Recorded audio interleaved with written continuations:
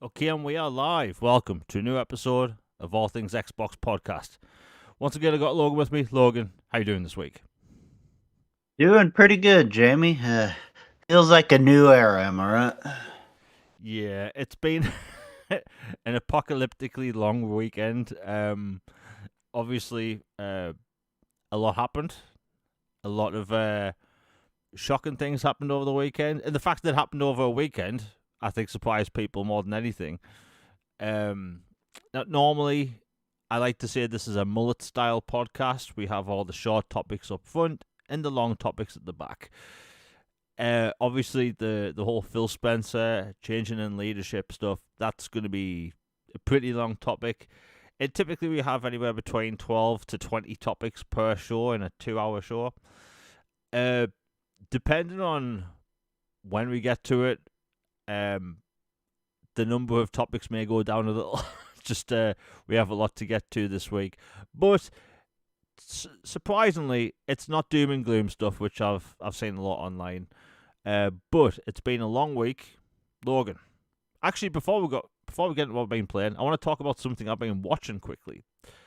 So I've told Logan a million times, I've talked about it on this channel a million times, how I've kind of gave up on most modern television shows because I think they're boring. They just I refer to modern television as slop. um. Anyway, I start watching a little TV show called A Night of the Seven Kingdoms. Good choice. And bear in mind, I do not pay attention to entertainment news, like in any capacity. So when you see me post on Twitter about video games, that's basically what I pay attention to. So when it comes to entertainment, movies, and television, I know absolutely nothing. So like this show's been floating around for weeks, and I had no idea it was a Game of Thrones spin-off. Now you'd think I would have known that considering the name, um, but alas, I got to it, and my God, that is damn good television. Uh, a shining beacon of hope for me when it comes to a television show, and I've absolutely loved it. I finished watching the first season last night, and it's restored my faith in Game of Thrones. Because season 8 soured me beyond belief. Incredible. And it turns out you don't need $50 million to have a good episode of television. And it turns out you don't need 2 years to make a TV show. Who would have thought? Just want to talk about that quickly because I hate the fact that we have to wait 2 years in between seasons of TV shows these days, and most television shows are crap.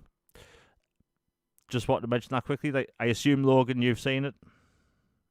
I actually was waiting until the season finale to jump in. So that just happened. So I'm going to binge it real quick before too long. Yeah, and I know this is a gaming podcast, and I know people jumping in or listening later might be wondering why they're talking about Game of Thrones. It's because I don't actually watch a lot of television. Uh, like when the year started, I thought, right, I'm going to post my top 4 favorite TV shows of last year. And the reason I didn't is because it occurred to me I only watched 4 TV shows last year. So, um, yeah, I don't watch a lot of television. But it's great. Each episode is around 30 minutes long. You might think that's a bit short. However, Game of Thrones is typically an hour long, and you have, 4 storylines across 18 different characters? Well, in this, you have one storyline about one character.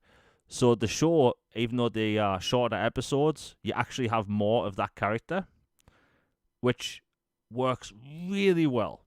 And it's a nice format for a show like this. And yeah. And by the way, when this releases on 4K Blu-ray, it will probably be on one disc. um, but hey, I loved it. Now, anyway, back to gaming. It's been a long week. Logan, what have you been playing?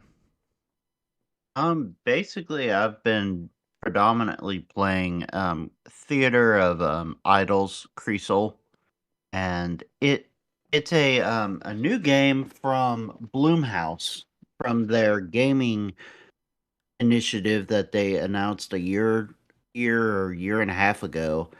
For those who don't know, Bloomhouse is a widely known publisher of like horror films and TV and stuff like that. From Jason Blum. So he wanted to start bringing his love of horror into gaming as well and support smaller studios and efforts to get more horror games mainstream.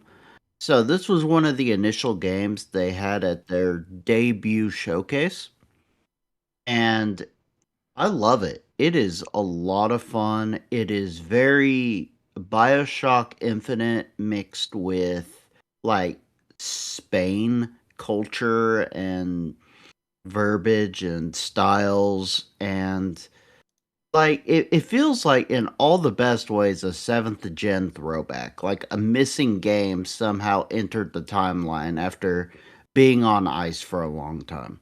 It is really good. It's super interesting, very fun. Like instead of like bullets for your weapons and stuff, like you have to use your own blood, so you have to be very careful when managing combat, obviously, because if you're not very accurate, you could have a real bad time, if you catch my drift. So to finish enemies off, and then like there's a knife component, and then there's powers you can get. Like you remember in Bioshock Infinite, like there was these tonic things that gave you powers and stuff, Oh and some yeah. of the other Bioshocks had like vending machines. This game has like this fortune teller lady, and you go to her and she will give you upgrades for certain points or coins. And if you free her ravens that you find throughout the levels, you'll hear them. You'll hear them cawing occasionally. So look around if you ever hear crow raven noise and look for a cage, a white cage somewhere. And if you find it, knock it open. A crow raven will be freed, and you'll get a percentage point discount on your items and upgrades from her. And so they stack up and they're very helpful to do. And so you're going around and basically you're this guy, you're a captain, and you're for this force that represents the sun deity, so to speak. And your name's Gabrielle. And so you're in this like Bioshock version of Spain. And like there's the sun god at war with the sea god, and there's all these cultists that are aligned with different the different factions, and you fight these monsters that are basically like porcelain mannequin things, and they're just super creepy looking. And I love the game. It's so much fun. Feels like a blast from the past. Highly recommend it. And it's like $20 or less. It is like crazy affordable price for a game this good. And it's just you know, another example of devs understanding the idea in the moment and realizing not everything it needs to be a certain price threshold or length or whatever, because I'm getting close on this game to finishing it, but I'm enjoying every second of it. And it is way worth more than the 20 I've spent on it. So just want to give them a shout out. And yeah, that's basically what I've been playing, along with watching movies like Bone Temple. We really need that part three, and that's all I'm gonna say. Don't blue ball us, Sony. Don't be trolls and have that ending, and then have tweets out there being like, "Come see the end of the story." It's like, this ain't the end of the story, brother. You know exactly what the end of the story is, and it's not this. We need part three, so stop trolling. So, if y'all didn't see it in theaters, please check it out on digital, and that'll be my only movie talk about that. But I'm yeah. So basically, that's what I've been doing. You know, before I get into what I've been playing, you mentioned the Bone Temple thing. I finally saw it. We need part What three. you think? It's so bad. Exactly. I'm like, you can't do this to me, man. Yeah, I mean, look. I thought part one was awful. Like the first Mhm. 35 minutes of that is some of the most intense movie you'll ever watch, and Yeah, then it swan dives off a cliff. Um, the sequel I is hear you. the sequel's demonstrably better in every way. And if they don't do a part 3, then they are out of their minds because of things that happen. That's all I'll say. But yeah, let's see what I've been playing. Oh, I've been playing High on Life 2. That game's hilarious. It's absolutely hilarious. I really like that kind of humor, just like over the top and brash. I think it's just very different to what else is out there. You know, I like Rick and Morty, so of course I like this game. Fun fact: I didn't actually get a chance to mention this because I'm just terrible at timing things. So I loved the first game so much. You know, that game also launched in Game Pass. It's actually back in Game Pass right now. And I always talk about how like we need more shorter games and games that aren't open world all the time. So that first game, it's one of my favorite games this generation, which might sound like very I don't know, praiseful, if that's a word for the game. Like I absolutely loved it. So anyway, the Squanch Games reached out to me, and they sent me a box of stuff. Very cool. You know, because they say that I'm clearly a fan. It was, you know, cool things like, you know, a cap, a T-shirt, you know, key ring, that type of thing. Just really, really cool thing. And, you know, I'm enjoying the sequel, and it's even better than the first. I think that if you're a fan of the side missions in the first game, you're going to like the main missions in this because of just how certain things play out. There's optional dialogues that you can get from certain items you activate in the game. But man, it's just such a fun game, and I hope we see more games like this because not everything needs to be open world. Not everything needs to be, you know, 100 hours long. And speaking of 100-hour long games, we'll be talking about Crimson Desert. But I've been absolutely loving High on Life 2. Such a fun game. And now we get to the portion of the podcast where I glazed the hell out of Final Fantasy VII Remake Integrate. That game has blown my mind beyond belief because you know how like you can look forward to a game for a very long time and it can either live up to your expectations, it can be disappointing, or it could just be, you know, it could exceed them. And with Final Fantasy VII Remake Integrate, right, there was so much pressure on this game to be good, right? And not just to be good, but to be excellent. And bear in mind, outside of watching the trailers to make GIFs over the past couple of years, I've actually stayed away from all Final Fantasy VII Remake trilogy, you know, media altogether. You know, I haven't read people's really opinions on the game or anything like that. So like, I went into this just with my own thoughts on the game. And anyway, I finished chapter 17. People were right, that is a long chapter, but I really enjoyed it. There's some obvious boss rooms in that chapter, very obvious ones. But I mean, that doesn't really bother me that much. But my God, if people are new to the franchise and they've just been thinking about getting into it, it's incredible. It really is. You know, for a game that's using Unreal Engine 4, it's probably one of the best looking games ever. It doesn't really rely on heavy post processing that you see in a lot of Unreal Engine 5 games. It's quite funny if you go back 5 years ago, 6 years ago, everyone was so hyped about Unreal Engine 5.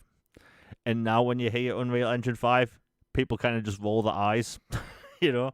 And then you have Final Fantasy VII Remake, that's Unreal Engine 4, it looks amazing. Rebirth, UE4, and Part 3 is going to be UE4. And I think that is the best choice ever. The developers clearly know what they're doing. And that's all they need for the game. But anyway, my thoughts on the game so far are incredible. And I was actually reminded last night that, yeah, the game does have an expansion.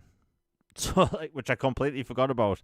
But man, absolutely loving it. I think so far I've put maybe 30-something hours into the game. I've done every single side quest in the game. But man, absolutely brilliant. Logan, you haven't gotten to it yet, have you? No, I haven't. I will be on it soon, but I'm wrapping up Creasol first. All right. Yeah, it's incredible. If anyone's thinking about playing the game, I still recommend play Crisis Core first. You don't need to. You really don't, but it's just another good game. And it's on sale at the minute. I think it's like 50% off. For people that do want to get Crisis Core, get the digital deluxe version, because that is the last Square Enix game where they had separate games for, like, the Xbox One and the Xbox Series version. So the regular version of Crisis Core is just the Xbox One version, and the deluxe edition is the Xbox Series version. It's annoying, but I think that was the last Square Enix game to do that. And I've also been playing Arc Raiders. Really fun game. It's quite funny how people online will get angry over your own opinion and about your own experience. So, like, I've been posting about Arc Raiders almost every single day. Just, a cool clip like that's on screen right now of me fighting a huge robot. Something gamers like to do. Fight robots. And I've been saying, my solo experience with this game has been great. And people have been getting angry at me on social media because my experience doesn't reflect theirs. And I've been laughing so much behind the scenes because, like, people are legitimately angry that my experience is different to theirs. Like, that's the world we live in. Right? Absolutely crazy, but man, that is such a good game. And there's new content come out today, which I'll talk about in a bit. But man, if people want to get into an extraction style game, this is it. Just the way it explains everything, the gameplay. It's arguably one of the best looking games ever made. That is an Unreal Engine 5 game that looks and performs well. Who would have thought? Hopefully we see more like that, because it's just a legitimately good game. And that's basically everything I've been playing. I've got other games coming to review, like Dragon Quest, which I just haven't had time for, but I've played a bit of it. Really good. But anyway, that's what we've been playing. Let's get into all the topics, because, again, we have maybe too many topics. You know what, Logan? You want to talk about this quickly, and I've kind of kept away from it because I'm kind of down on limited run games basically all the time. So what have they done now? Oh, basically just in the news for same old, same old. It's just it popped up again, and a lot of Xbox fans are basically reaching out and asking them for, quit trolling and, bring games to the platform. You literally make them available for everything else under the sun except this one platform. It is a retro shark game or a retro platformer or a retro niche FPS. It should not be this difficult to get something worked out. And it's just, and then them delisting the Jurassic Park games and some other stuff is just, people are still pretty miffed at them. And the fact that there's a track record of stuff to begin with, it leaves people feeling a little salty. And so I've just been seeing a lot of that lately. Yeah, I mean, look, as a publisher, distributor, I do not really pay attention to limited run games anymore. The way they've gone back and forth with consumers over the years, not just Xbox gamers, but like just in general, like the way they handle their collector's editions. People have messaged me saying that they've waited like a whole year to get a physical game before that they ordered, and it's like, yeah, they're not really a pro consumer company. I've never liked them as a business, and look, maybe it's because I'm still salty about how EA handled the collector's edition of Jedi Survivor. Mind-boggling that they did that, by the way. Like, EA keeps doing this, and I don't know why. They have their own supply chains for this stuff, yet they keep going with limited run games. Is that what we're doing now? I swear to God, I'm going to have a little, we'll call it a crash out, multiple years in advance. If they do this with the next Mass Effect game, I'm going to blow a gasket, right? I'm going to lose my mind. Jedi Survivor 3. Yeah, by the way, Idle Sloth on Twitter's posted about this before. He got some flack for it, but like what he posted actually makes sense. Just people like to be angry on Twitter. Jedi Survivor 3 or Fallen Order 3 is meant to be announced this year. Mm-hmm. And I 100% believe that. It lines up with the other games from Respawn and how they announced the previous Jedi Survivor game. But my God, if they do that with Mass Effect or the new Jedi game, I'm going to lose my mind. Like, do not work with limited run games. I don't care who you are. They're just a crap company, right? And I know on Twitter I'm kind of reserved. I don't swear or anything anymore. I try and get along with publishers. But limited run, I will throw them under the bus at any given opportunity. They are a terrible company. They have no idea what they're doing. And clearly who runs the business has their head stuck up their arse. Simply put. But hopefully things get better. And if it does, maybe I'll talk about it.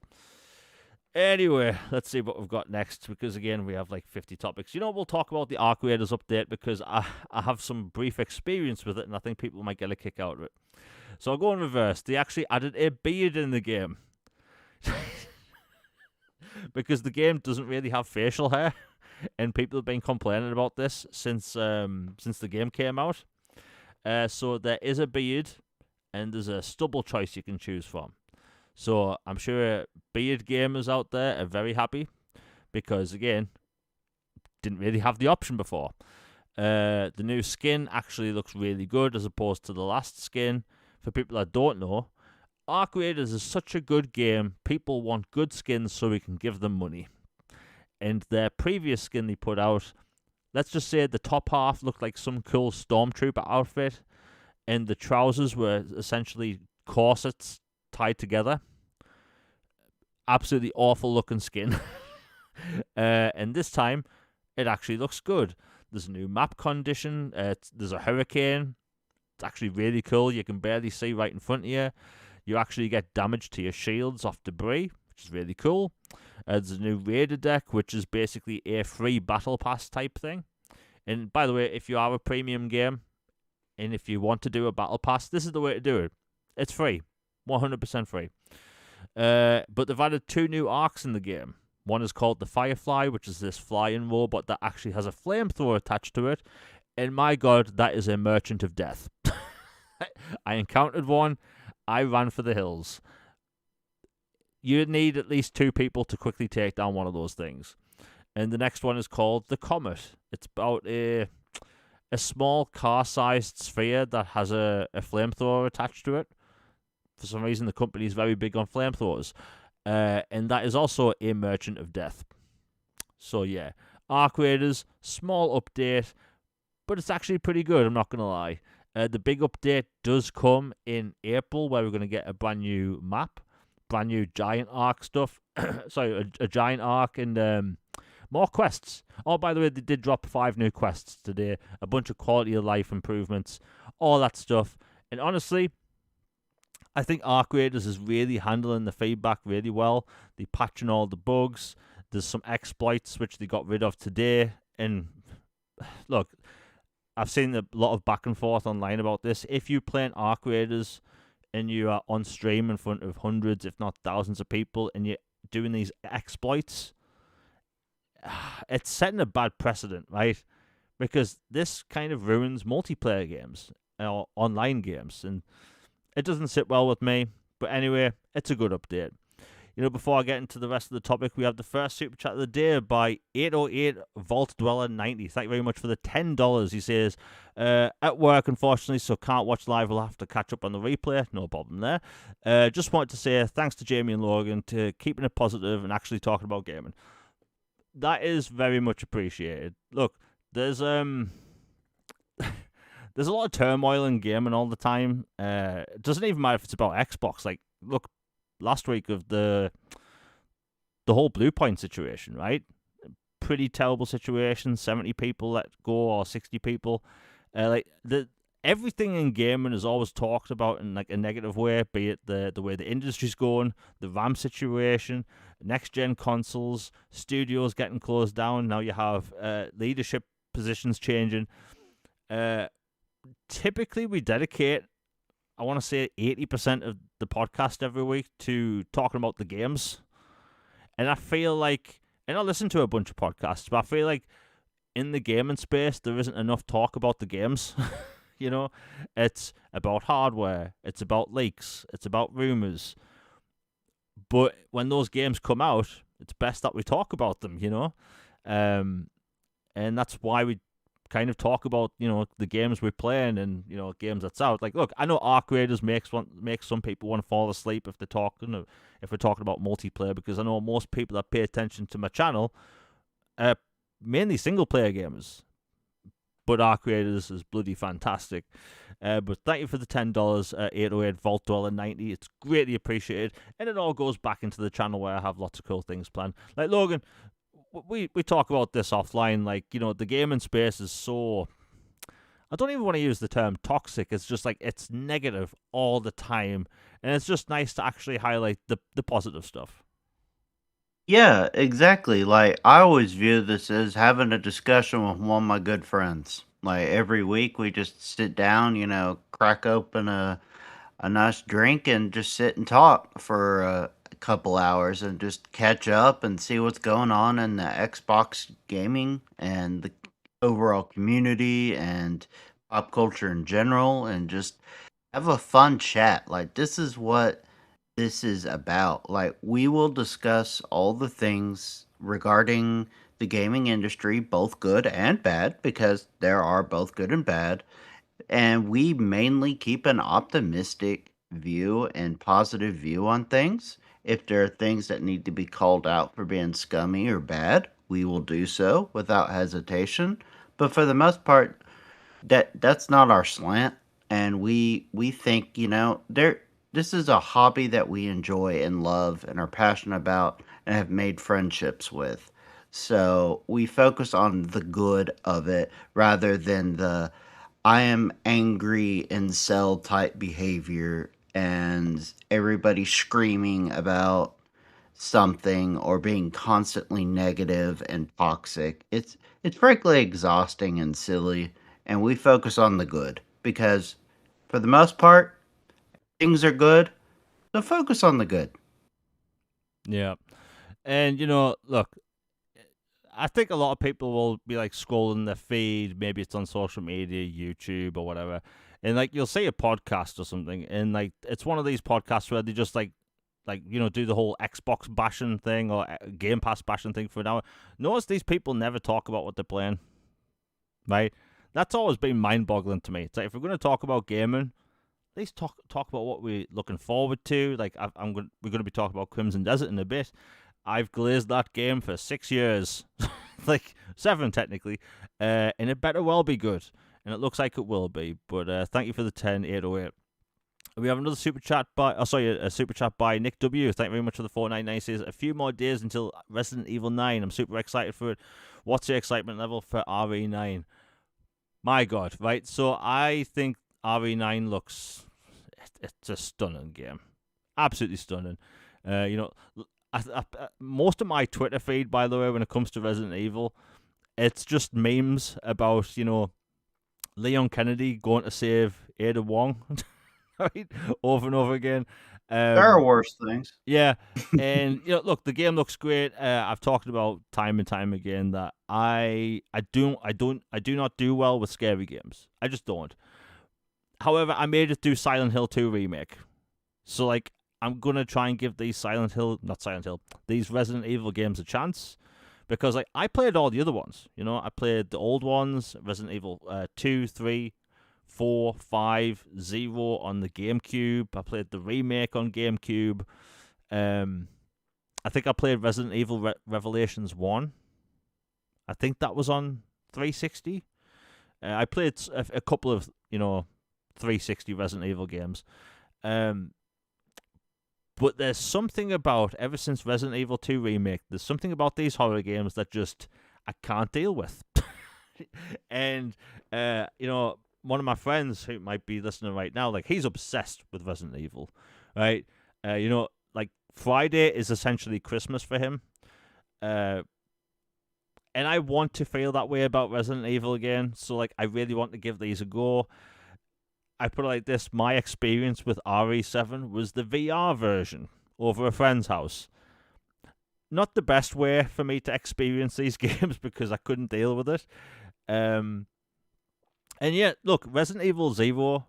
There are 6 fans of us of that game. Hey, you and I are a third of it. Yeah, and I love that game on GameCube. The train is so cool. Yeah, I will die on that hill. Yeah. One of the coolest levels ever. A horror game set on a train shouldn't work, but that does.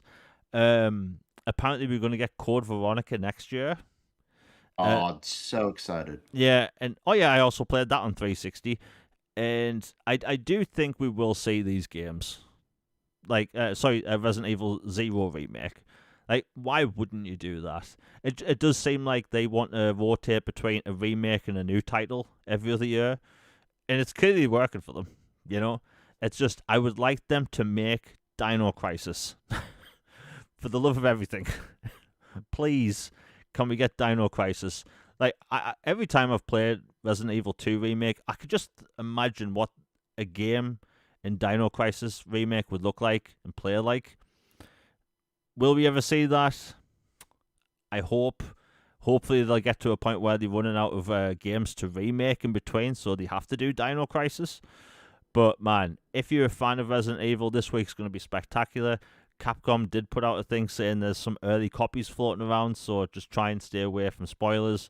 The best way to try and stay away from spoilers is just mute the terms RE9, the hashtag, because people tend to use the hashtags with clips. So if you want to avoid the clips, just mute the hashtag, and you should be fine. But so far, I basically haven't seen any clips in my feed. I've seen some screenshots, but they are official. Logan, are you getting Resident Evil 9 this week? Oh, of course. Like, I'm a horror game junkie, but above all, I'm a Resident Evil, like, diehard. I adore that franchise. Was the first M-rated game I ever played, actually. It was Resident Evil 0. And something about that franchise has always stuck with me, both the camp of it and, like, the actual legitimate terror stuff. Whether you're punching boulders or running away from white monkeys with rage virus, it's just a great time. Yeah. And look, by the way, I was talking to my friend about this yesterday. Like, I completely forgot that Code Veronica was a Dreamcast game. Yep. It's due a remake more than any of them, frankly. Yeah. I mean, I completely forgot that it was a Dreamcast game because, I played the 360 version, but man, like, that game itself has a huge fan base in itself. But I think if you're looking forward to, Zero and Veronica being a thing, I think within the next 2 years you're going to have both of them. Those aren't long games, and if they're going to do one-to-one remakes, yeah, it shouldn't take that long. I just saw this. I just saw this comment saying, by the way, in the background for this podcast, there's a bunch of Final Fantasy VII remake footage. Well, one of the clips is Tifa Lockhart climbing the monkey bars to get across the Shinra building. And I've just read this comment saying, more footage of the girl on the monkey bars, please. Well, Jamie's going to make a fan service account. Yeah, my God. I'm taking screenshots all the time in that game, and I've realized as I was putting them all into a folder, like 20% of my photos are of Tifa, like, because the game looks good. And honestly, I think she's the best side character in the game. But yeah, she clearly has a huge fan base online. Let's see what we've got. Oh yeah, here we go. So, speaking of Final Fantasy, so it was confirmed this past week that the developers of Final Fantasy VII Part 3, they are prioritizing or basically leading the build of the new game with the PC version. And they actually had an interesting thing to say about all of the console versions. Rather than make one version of a game and port it down by cutting back on features, they want to maximize every single platform, right? So they want to push everything out of Xbox, everything out of PlayStation, everything out of the Switch 2. Like, if you've seen the footage of 7 Remake on the Switch 2, it looks phenomenal. The S version looks phenomenal as well. I did watch the Digital Foundry video. It looks like the S version is basically almost on par with the Series X version when it comes to the assets. So like basically no matter what you're playing on, you're going to get a good version, and it looks like they're going to do the same thing with the third part. Square Enix, look, I glazed the game earlier in the show, and I'm going to continue to glaze them as a developer because they are doing what I want more developers to do, and that's put more attention on each port rather than just, hey, this is the best version on PC. We're going to cut back X and X features to get it on Xbox, PlayStation, and Switch. They just seem to be doing it right, and I hope we see more of this. Logan, what's your take? Because we may have complained about Final Fantasy not being on Xbox for a century now, but it looks like they're doing the best thing for each port of the game. Yeah, I love what the Final Fantasy team is doing lately. They have been just on an absolute tear.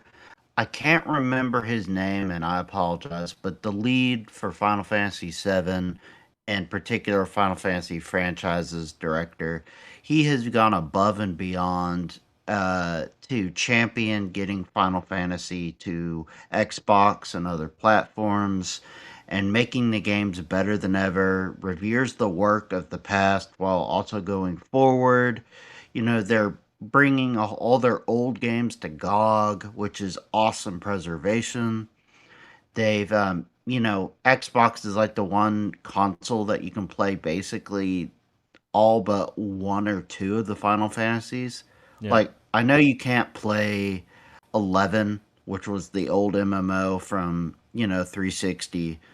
And then I believe there was like the DS remakes and stuff of a couple of the old ones, in like Crystal Crisis and stuff, Chronicles. But for the most part, pretty much all the Final Fantasies are on Xbox, and it has the most of all the platforms right now.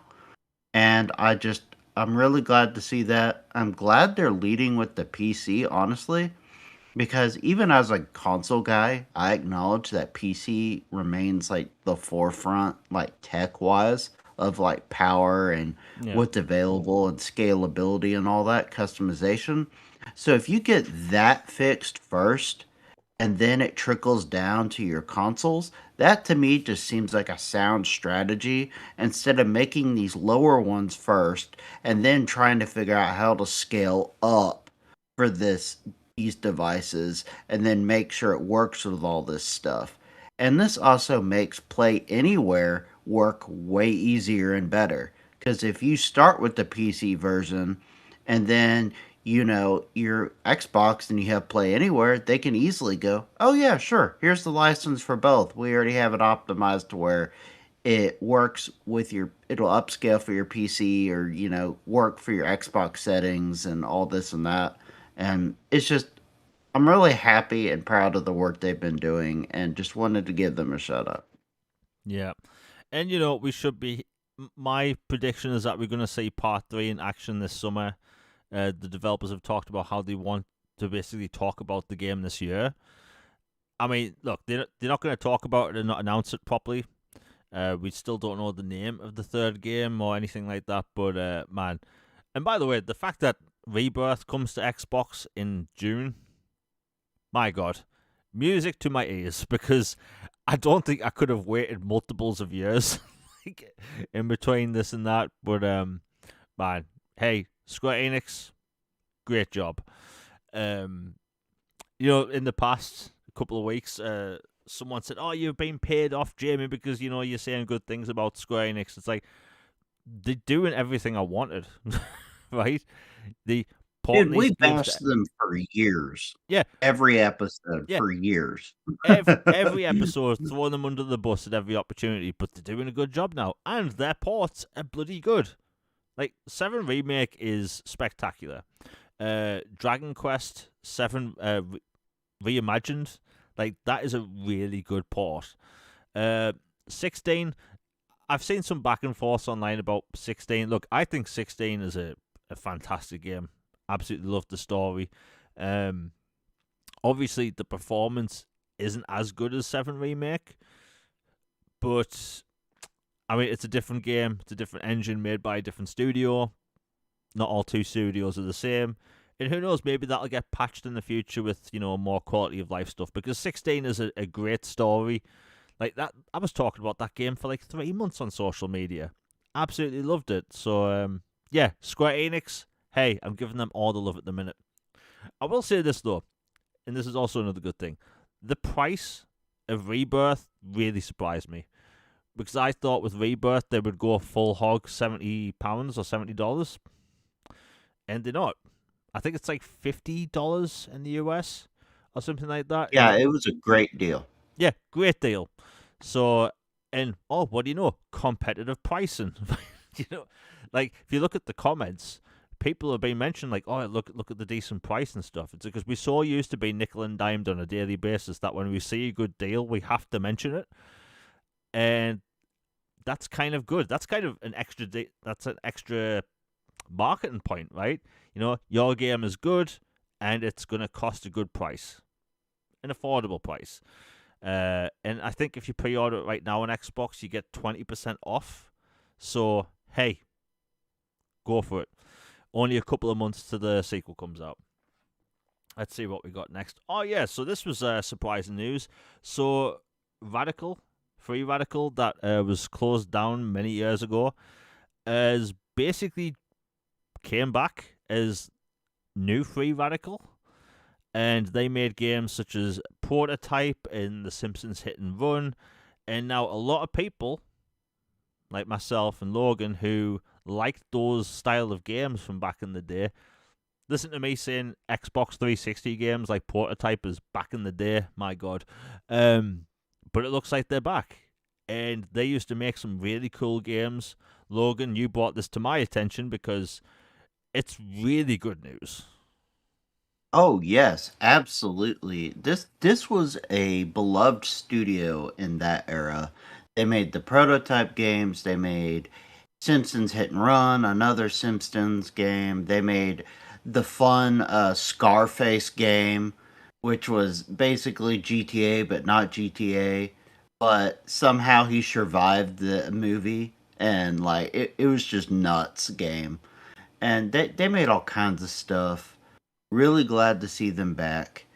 And when you pair that with the buzz and murmurings that Prototype is already in development and on its way back in some capacity, put two and two together. The original team or studio that made the game has been resurrected all of a sudden. Prototype's apparently in development. And then this studio's been sharing a lot of Simpsons related stuff too. It certainly seems like a fun hit from our youth is coming back in some capacity, and I'm all for it. Yeah, I mean, look, there's been a call to action when it comes to The Simpsons Hit and Run for years. It Years. was a And criminal shame it got locked away because of licensing. yeah, I mean, look, I know Disney's more open to games than ever, and if they don't have some sort of exuberant price when it comes to its license, who knows? Maybe we could see a Simpsons Hit and Run remake or a remaster. I think a lot of people would just take a remaster at this point, or I think a lot of people would be into a Simpsons game from back in the day when I think Simpsons humor was at its peak. Not necessarily a fan of the Simpsons now because that 3D-ish Simpsons animation I just don't like. Um, it all went downhill after the movie, in my opinion. But hey, Simpsons Hit and Run, it might come back. And look, Prototype has had this rumor floating around for the past, I want to say, 5 months that there's a remaster coming or a remake. We don't know. And I haven't really been able to pin down which studio could be doing it. Maybe they doing it and they've been licensed out by Microsoft. We don't know. But it looks like something is happening with Prototype, but we could be talking about that again in a bit. But hey, Free Radical back. That's some good news.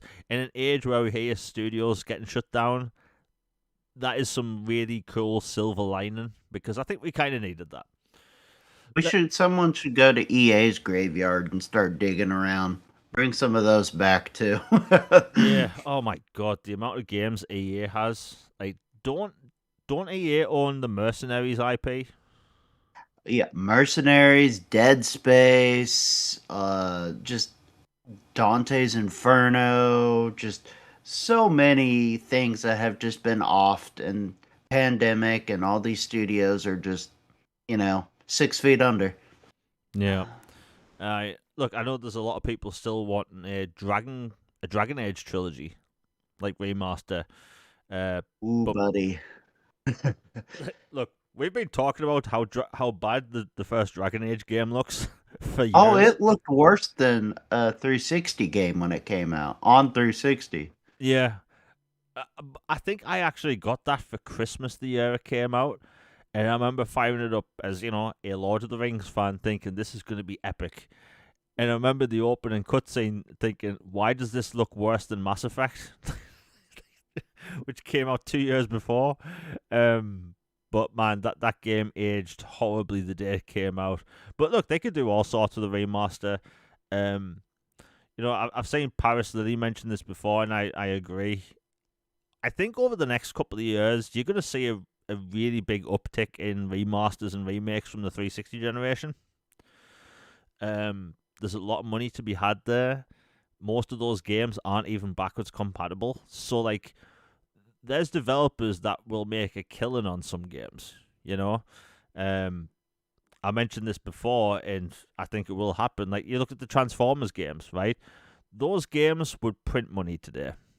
People have been begging for a new Transformers game for years. New shooter Transformers game. And, those games are highly regarded. So, like, who knows what will happen, but hey, Free Radical, great news. Let's see what we got next. Seriously, not even kidding, we have about 20 topics, turns out. You know what, we'll talk about the marathon situation, because that's actually really interesting. And, I know a lot of people aren't really interested in extraction shooters, but this is worth talking about quickly. So, if you play it on Xbox, your guns have Xbox exclusive charms, kind of like how I'm trying to think which game. Oh, I know, it was actually New World Eternum. If you played that on Xbox or PlayStation, you would have kind of like cosmetics. So you'd have blue on one side, green on the other, and I think PC had purple cosmetics. Well, they're doing the same thing here with Marathon. So if you play it on Xbox, you get a certain charm for your weapons. But I want to talk about Marathon because it's their Server Slam this week. And, some people have been surprised when I've actually talked about my thoughts about Marathon, because they expect me to hate on the game, right? But I've actually been looking forward to this for quite a while, I've talked about in the past how I enjoy watching people play Escape from Tarkov, but Tarkov at the time would never come to console. It turns out now it is. We'll hear about that in the future. And Marathon was kind of the answer to Tarkov on console. And it's sci-fi, so, it's a win-win there. And I've been watching a bunch of footage, and I think really its success will boil down to one thing: the solo experience. If you play Arc Raiders, much like my experience with the first 2 months of the game, literally I would go into a map, go into a building, get loot, leave. Never interacted with other players. And then over the past couple of months, I'm fighting the giant robots with other players. Really cool experience. So, depending on what you want to do in the game, you can have completely different experiences. Do you want to play PvP with other people? You can do that. Do you want to fight big robots? You can do that as well. Or maybe you just want to go get loot and up the amount of money you have. You could also do that. And there's something for everyone in Arc Raiders. And I think with Marathon, they have to show people that you can have that similar kind of experience. But I'd be lying to say they aren't going to be fighting an uphill battle, because look, Arc Raiders, 14 million 14 million units sold. I think up until like a couple of weeks ago, some of the Arc Raiders Twitter accounts were posting how the game had like over 3.3 million concurrent players daily. Like, that is an astronomical number, by the way, for concurrent players in an extraction shooter. Crazy. And you have a lot of nerds like me that are playing it that prefer single-player games. But look, I will be checking out Marathon. I will be posting a bunch of gameplay in next week's episode because I'll actually get to talk about it. But yeah, its success, in my opinion, is 100% based on the solo experience. Because look, if you play Arc Raiders solo, you can kind of have the experience I've just talked about. But if you play in duos or trios, it is an absolute bloodbath. It's an absolute bloodbath. Like me and my friend we were playing the other day, literally spawned into a match with 29 minutes left. Matches last 30 minutes. And I'm not even kidding, straight away we were shot at by snipers. Straight away. And that was the duo's experience. So like it really depends on, how many people's are playing. Does it have aggression based matchmaking like Arc Raiders? But like Logan, I've been yapping on about Marathon and Arc Raiders a lot. You don't have any interest in these extraction shooters, I know, but like, do you think Marathon's success will kind of depend on how Arc Raiders popped off? Because Arc Raiders, like, that got popular because it's Server Slam, but people discovered that playing it solo was fun as well. Do you think the solo experience is really going to factor into Marathon being popular? I do because I think that you have to differentiate yourself to stand out among some of these games, and especially in an emerging genre that less people are familiar with, this type of game. So to me, the fact that Arc Raiders is really fun for solo players as well as cooperatively or competitively, if that's how you choose to slant and play it, then a game that is predominantly just a different way, then I think having more options is always a good thing. I think where some games come into trouble or people get into trouble is when they try to have too many options and they don't do well on a single one and they kind of just become acceptable at several different things instead of like good to great at a few or one specific thing. Yeah. But to me, it seems like Arc Raiders has a good grasp on that. Again, I've not played it personally because I don't give flying flips about that genre. Yeah. But to me, like from an outsider looking in, like I think their team has a good head on their shoulders and they have positive momentum. They seem to have a positive community for the most part. And they frankly aren't having to deal with some of the, shall we say, things that Bungie is dealing with, and their community and being owned by a platform holder brings with it different responsibilities and expectations and standards and cultural alliances, one way or another, put it that way. So to me, I think Arc Raiders is just better set up for success than Marathon. But we shall see. Um, I will say that I do think this game is pivotal for Bungie's future, Oh and yeah. if they don't get this right, then farewell.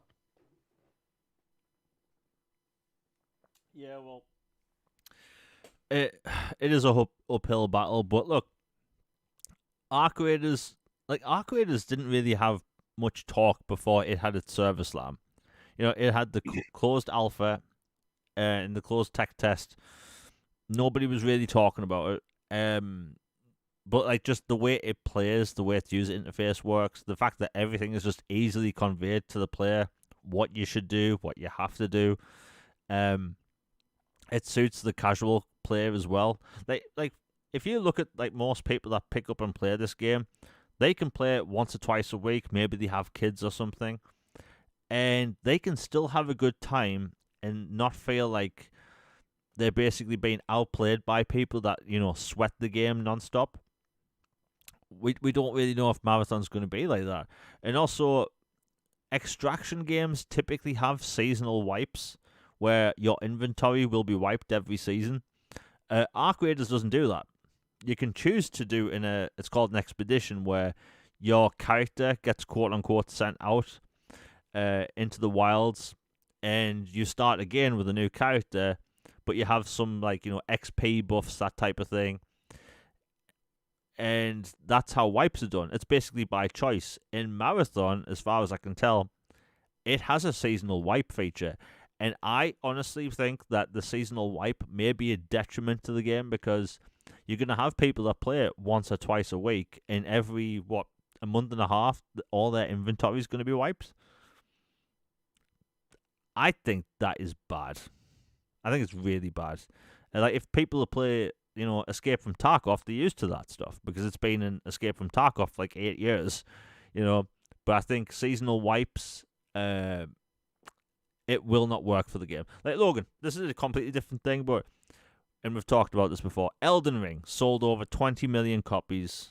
It had casual players finally playing a FromSoft game.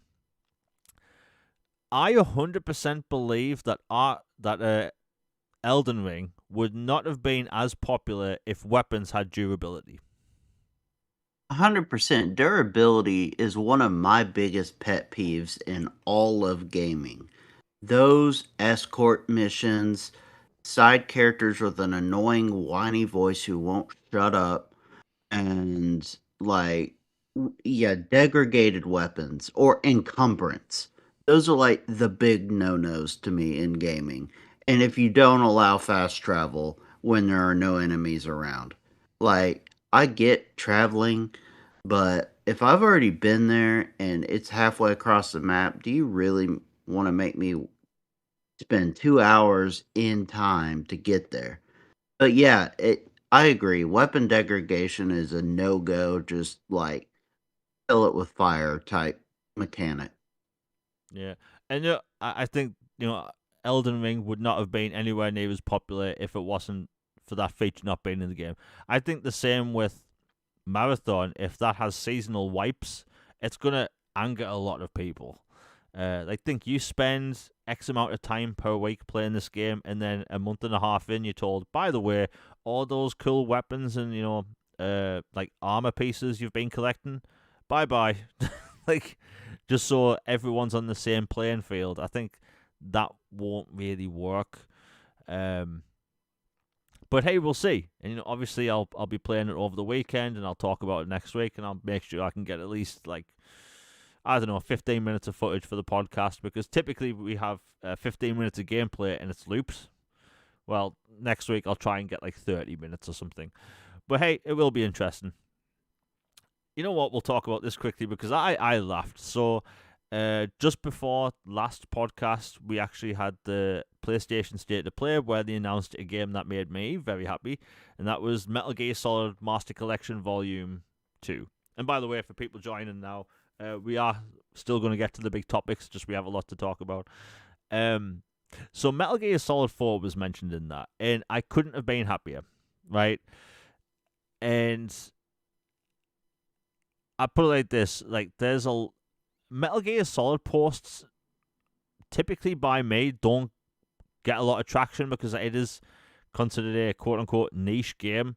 But Metal Gear Solid this past week has popped off because people are realizing, oh yeah, you're going to be able to play basically all of them on Xbox, right?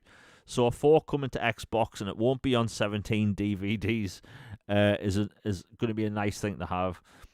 But everyone online is using one particular phrase, and that is, look, Metal Gear Solid 4 will be, escaping its prison. It's going to be unshackled from its prison. And I'm not even kidding. People have had huge problems with me saying that, telling me that Metal Gear Solid 4 isn't shackled in a prison, and I shouldn't be using that terminology. 1, don't tell me what to say on Twitter because that's rude. And 2, shut up. Because it is shackled in a prison. Yeah. And look, Metal Gear Solid 3, I have it. It's on my shelf behind me. I have a PS3. It's underneath my TV. My PS3, I should say a PS3 Slim, it's loud, right? It isn't faring well, and I don't know how much longer I'm going to get out of that console. I just don't. To say it's not shackled in a prison is ridiculous. The only way to officially play that game is to buy a PS3 buy it on disc. That's it, right? It got removed from the store, the PlayStation online store. So like, that's the only way to officially play it. You can play it on PC through emulation and whatnot, but that's a completely different, kettle of fish. So many people seem very angry about this port, and I can't figure out why. Well, obviously we Oh, know you why. know why. Yeah, it's the whole territorial thing, but like, come on, like, I love Metal Gear as a franchise. It's one of my favorite franchises. It's the reason I have a PS3, and I I have a PS3 here, and I have 4 physical games, right? One of which is Metal Gear Solid 4. The amount of people that were just upset and angry about this, and I think, look, I think it's cool you're going to be able to play Metal Gear Solid 4 on a portable console such as a Switch 2. I think it's cool that we're going to be able to play this game on Xbox with achievements, right? And locked 60 frames. And by the way, do you know Metal Gear Solid 4 has a cutscene, the longest cutscene in any game, at 70 minutes long? Longest cutscene ever. And you know what? I love Metal Gear Solid 4. It is absurd. It is bat crap crazy in the best possible way. And I love the fact that more people are going to be able to play it because it's an older game. It's been trapped on an old piece of hardware for a long time. And look, if it's anything like the other efforts in Metal Gear Solid with the Master Collection Volume 1, we're probably going to get 4K at some point, maybe at launch, but it will have support. The first game had a lot of it, and look, I know nobody's talking about Peace Walker at the minute because, the focus is on MGS4. But man, like Logan, you played Metal Gear Solid 4, right? I played a bit on my brother's back in the day on PS3, but it's one I've never played through completely. It's one I've been super wanting to play, and I figured we'd eventually get it when they started remastering them. But like you said, it was in prison, basically, for all this time, shackled to defunct hardware that sounds like a rocket ship when you turn it on Yep. and has to be on life support to stay alive at all. And it's just I'm glad we finally get to play it, man. And everybody does. I'd much rather a game like sorry to go on a tangent if I may. It'll be brief, Oh yeah. but um, like Alan Wake, for example, I compare it to that. You remember there there were some people that were legitimately angry when Xbox sold the rights to Alan Wake back to Remedy so that they could make Alan Wake 2 after all these years and we could finally get an Alan Wake 2 because of tribal reasons. I obviously it was an awesome exclusive to have and I liked it, but if for some reason Remedy had a vision that they could still use the IP, but Xbox didn't share a certain vision and but they still wanted to do something with it, I would for the IP's sake and the franchise's sake be glad that it gets to exist and everybody can experience it rather than one platform or nobody experience it and just rot. So the fact that they got the IP back and were able to make it, and we got Alan Wake 2, which is a masterclass game. It's phenomenal. After all these years, like I feel this like that. Like this was trapped on a PS3 because of some crazy architecture and reasons behind stuff. And now that it's finally free and everybody can play it, I'm thrilled. Yeah. I see people in chat, they're surprised. Yeah, the end cutscene, after you finish playing, doing what happens at the end of the game, you put down the controller and you watch a 70 minute cutscene. It's a movie. Yeah, it's a movie. And you know what? I remember when I played it at the time, I was thinking, like, okay, so the credits are going to roll. Do I get to play again? No. Okay. Like 70 minutes later, I'm like, okay, so that was a long cutscene. And you know what? It just works. I love Metal Gear Solid 4. It's a very weird game. It has. Do you know what the funny thing about Metal Gear Solid is? It's an espionage stealth game, but 90% of the items in the game are all about action. That's been the one thing that's always bothered me about Metal Gear Solid. It's like you're giving us the ability to go stealth, but you're giving me 500 weapons that don't let me go stealth. But it is what it is. Hey, I'm happy. Look, people are going to play that game and have the wildest time playing it because the story is out there. It's out there even for a Metal Gear Solid game. Right? Kojima all over the place. Yeah, Kojima all over it. And it just works. And, the gameplay is good. There's a point in the game, this isn't a spoiler, there's a point in the game where you watch a long cutscene, right? And gameplay happens. You're allowed to play. You walk about 8 steps, and then there's another cutscene. But I love the game for that. It's unapologetically, it's a movie and a game at the same time, and it's not a walking sim, right? That's typically what you hear with these types of games. It has lots of cutscenes, so it's a walking sim. Definitely not the case with Metal Gear Solid 4. But hey, it's coming to Xbox. People that are angry, it's just weird. Like you mentioned Alan Wake, and that was the best example because it basically got remastered because of the fact it was able to go to other platforms. And, we basically have the same exact situation with Metal Gear Solid. But, people that will play the game for the first time this year, you are in for a treat. Plus long cutscenes.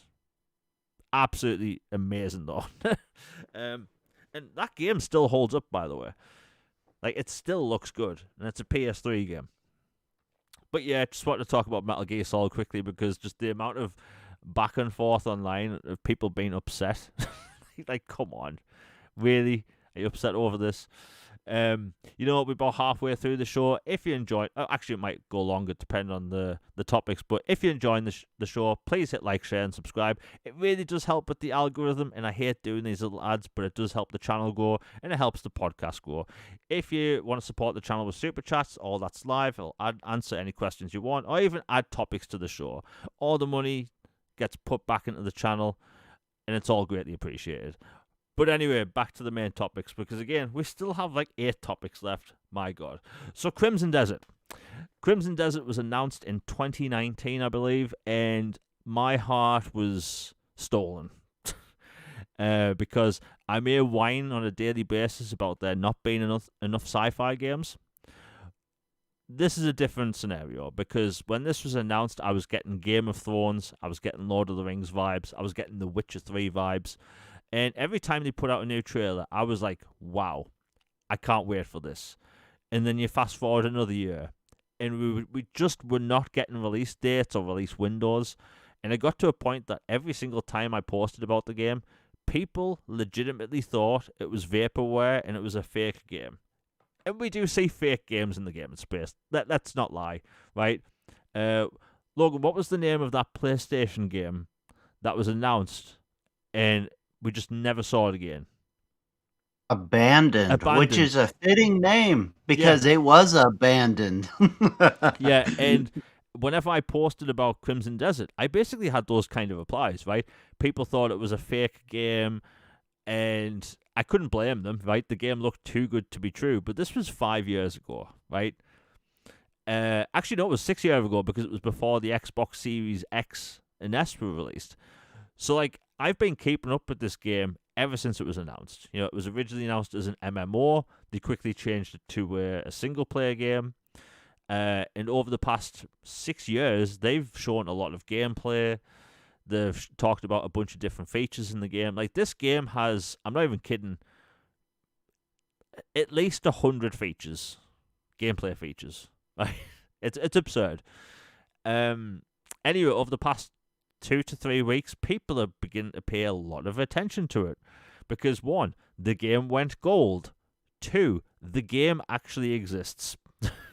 And 3, it legitimately looks impressive. Right? It's using the developer's own proprietary engine. The performance is meant to be really good. The game looks really good. And overall, it's a pretty impressive game. Right? There's a wide variety of mounts in the game. right? There's dragons, there's horses. I think there's camels in the game. There's giant wolves, there's mechs. You can ride a blimp in the game. There's mini games such as card games, coin games, dice games. You can go racing, you can go fishing, right? There's a farm which you can farm. There's a base which you can build over time, and you can actually decorate what your base looks like, even internally with like rooms with chairs and stuff. Um, there's different factions in the game which you can side with, which is crazy. So you have some Game of Thrones level um, wars going on between factions, people fighting over different crowns and lands.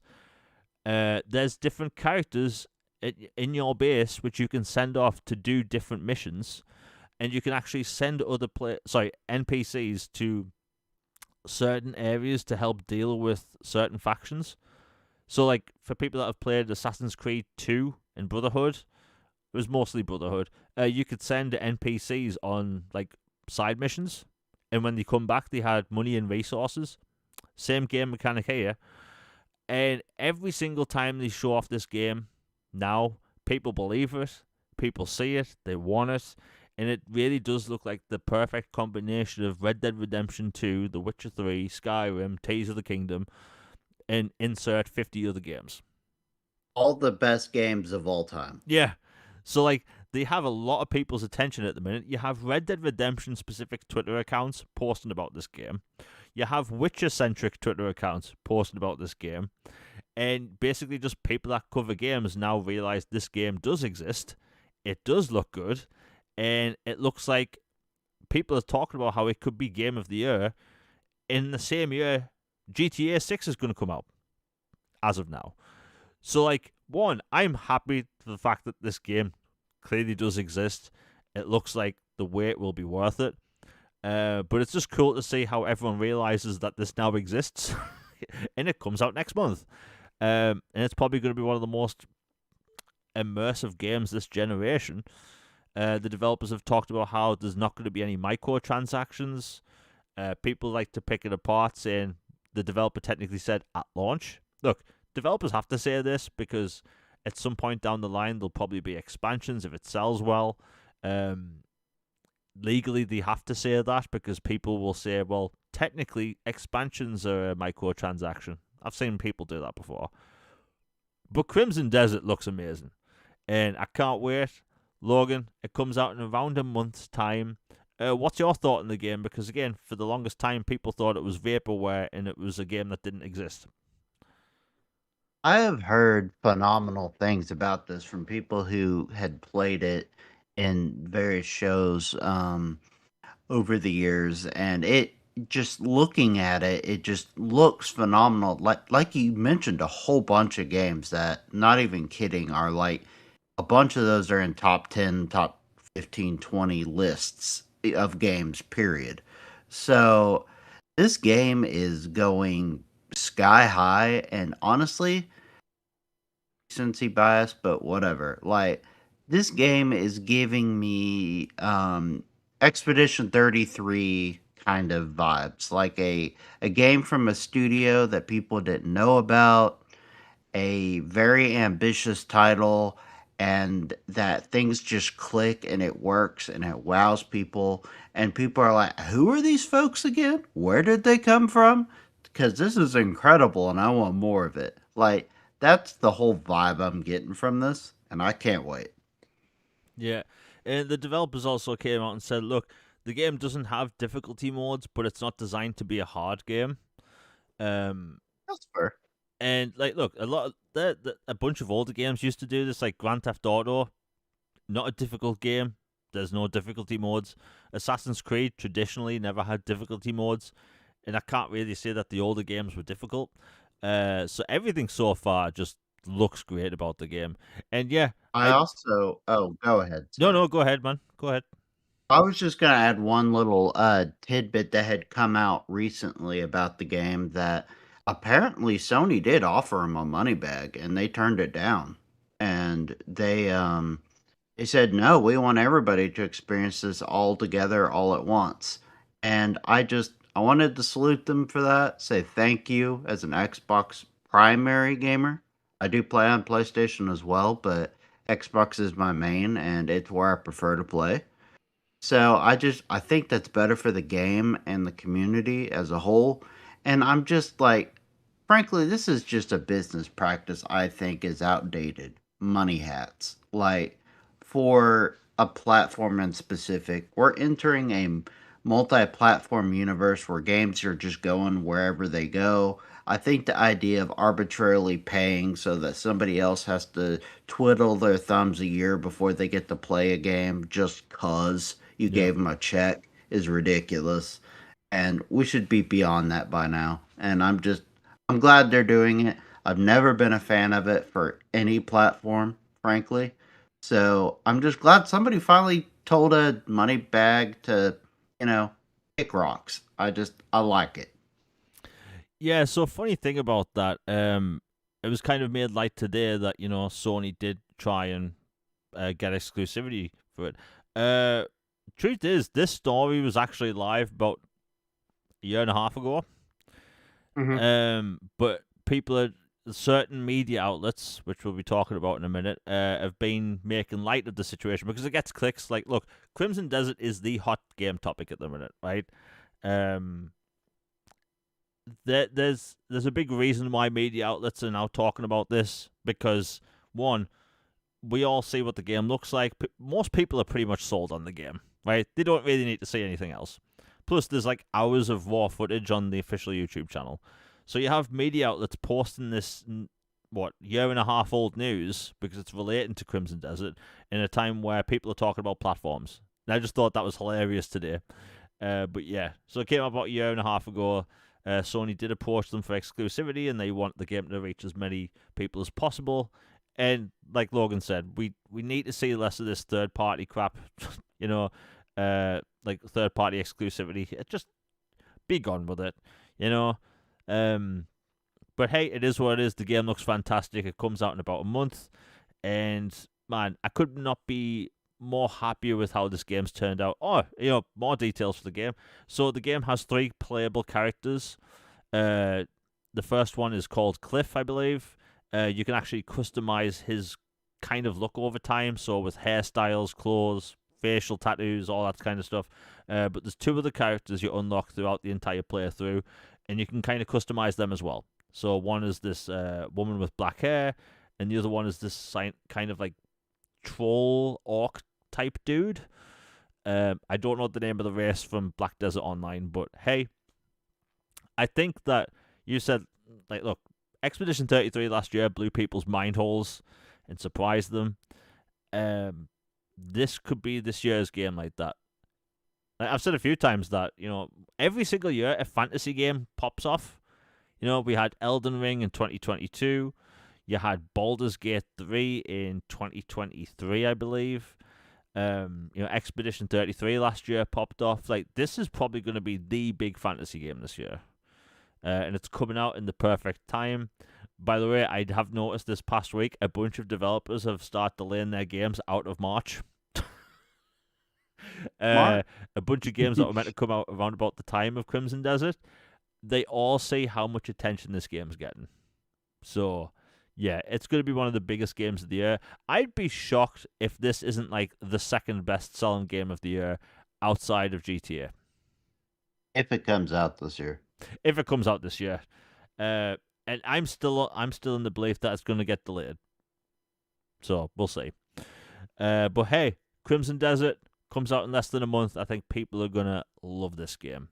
Now, Logan, you want to talk about how certain media outlets have been a bit weird lately, trustworthy and whatnot. And, I've got some examples of 2 media outlets where the past 2 weeks, outside of the Xbox stuff of the past couple of days, has made all this stuff kind of like obvious and kind of deceitful. Like, Logan, I need to go feed my cat quickly, but I want you to quickly talk about the media situation because there's a lot of media outlets this past week or 2 that have been coming out as kind of one-sided.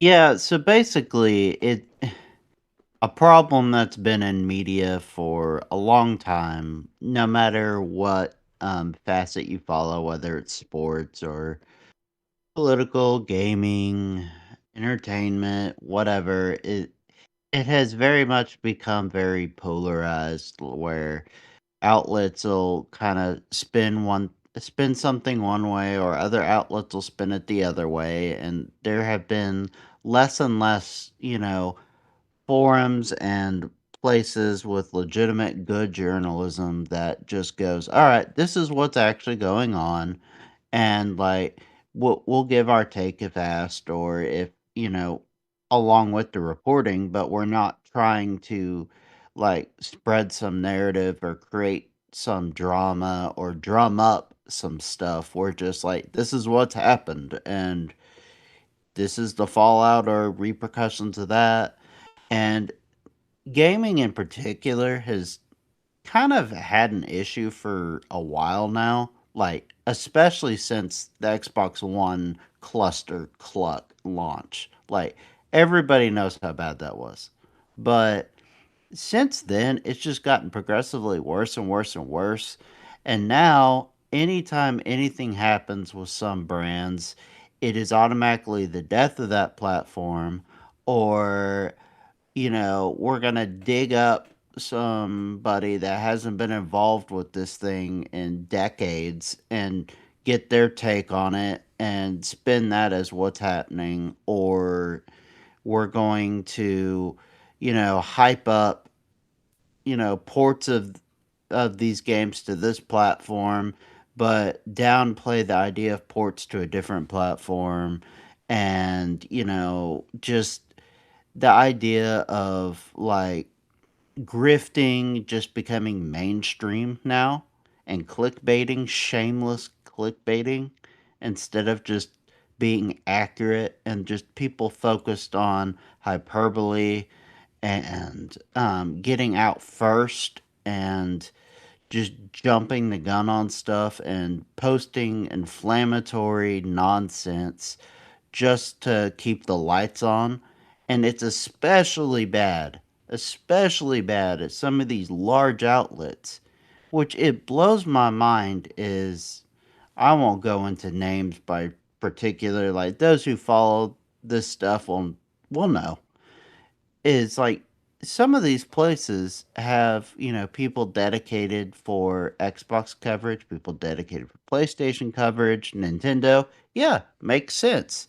Like you have a team that predominantly focuses on one, a different team focuses on another, and then there's crossover, that stuff.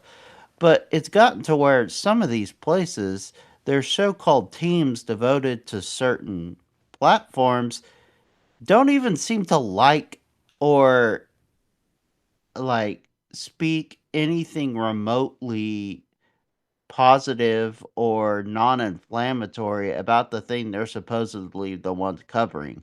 I get it if it's all cruddy news and it's like there's nothing good to talk about, but there's clearly some good things to talk about. And it feels weird. It's like the opposite of shills. Like Jamie and I make jokes all the time about being shills for Game Pass or shills for Cyberpunk or Final Fantasy or whatever because we talk positively about these things. One, we're not shills, but you get the idea. But there's another thing when it's just constant hate. It's like, how is this news or good for not only the consumers and the players, but the brand and all this other stuff if everything is just a hate train? And it's sad that's what it's devolved into, and everything's about paranoia and conspiracies and distrust instead of positivity. And that's why we'll get into the big topic in a minute, obviously. This ties to it. But when anything happens remotely large or change, people like large swaths automatically go to the negative instead of waiting to see what happens or listening and gathering feedback and observing cautiously but optimistically. People just run with negative and just assume the worst when nothing has even bloody happened sometimes. That's basically the state of it. Yeah. We have another super chat by Nick W. Thank you very much for the $4.99. He says, "You two are awesome. I honestly haven't touched my Xbox since June last year, but the podcast is always great." Look, well, we're obviously going to be talking about the Xbox situation, but like, if you have multiple platforms and you have an Xbox, you have a PlayStation, like if the games are being multi-platform, where are you going to play them? You know, like my friend I always talk about that I play Call of Duty with. He owns everything, right? And he will buy games on PlayStation because one, he has the Pro, he likes shiny new tech, but also what he's on the most at that given time. So like, if you're enjoying the podcast, it's great. The $4.99 is greatly appreciated, but like, hopefully Xbox, which we'll be talking about in a minute, gives you more reason to be excited about Xbox and turn on your Xbox kind of thing. But thank you for the $4.99, Nick. The media thing. You didn't want to mention names, so I will. I think that PC Gamer, they put out a post. I think it was like a week and a half ago when the State of Play happened. They were talking about how John Wick, the new AAA game, is exclusive to PlayStation, and they got community noted. And like, I made a point, like, I get endless crap on social media just because I cover Xbox, right? And these professional journalists aren't held to the same standard, and that's their profession, right? And it was just like, I just shook my head at it. Like, they didn't get any crap the way I get it over this stuff, right? I don't say that these third-party games are exclusive. I just cover what's coming to the platform. And then, Kotaku put out 2 posts within a span of an hour saying Xbox is dead, right? And it's like, really? It shouldn't surprise me because it's Kotaku, and if people know the really shady stuff they've done in the past, like, it shouldn't surprise me. It really shouldn't. But at the end of the day, I expect more from these outlets because they should be held to a higher standard. And what happened today with Xbox really brought out some of the how should I say it, the worst in people. I mentioned, look, I talk about IGN, right? IGN, people use the term, you can't spell ignorant without IGN. That is technically true. It's factually correct. Yeah, factually true. But the truth is, like, and you mentioned, like, if you were a media outlet and you happen to have an Xbox-centric podcast, you have a Nintendo-centric podcast, a PlayStation-centric podcast, like, if you listen to any of these outlets, right, and you turn on the Nintendo podcast, they talk about what they're looking forward to, the latest Switch news, same with PlayStation, latest PlayStation news, latest update features and all this stuff. The second you turn on their Xbox-centric podcast, it's not the same at all, right? They doom and gloom in the whole time. They complain about Game Pass. If I've heard multiple people from IGN refer to AA games as Game Pass quality games, and like, these people don't know what they're talking about. They don't have an audience, and it's one of the reasons why you may have seen people online say that they don't know if they're going to cover Xbox because of the views are lower. The truth is, I think the average Xbox consumer got sick of mainstream gaming media, so they just stopped paying attention to it. Right? Why would you go and listen to news or, go to a media outlet that's constantly crapping on your preferred platform? Right? I know I don't. I haven't used IGN in over a decade. Happier for it, by the way. And people vote with their wallet, they vote with their views, right? So like, that's why some of these media outlets, they resorting to clickbait on a daily basis because they have to, right? If you have Xbox fans out there, they probably don't pay attention to your website because you don't cater to them anymore. Like, that's all this stuff is. It's all about supply and demand. They aren't supplying any good content for the Xbox consumer, so the demand is low. Right? So back to the whole, situation with these media outlets. People need to call them out more because Whereas, in the past, people have used the term Xbox tax. I don't like that term because if you mention anything like that, people assume that you have a little tinfoil hat on your head and you're like, live in a bunker coming up with conspiracy theories. But the truth is, this stuff is kind of obvious and it needs to be called out.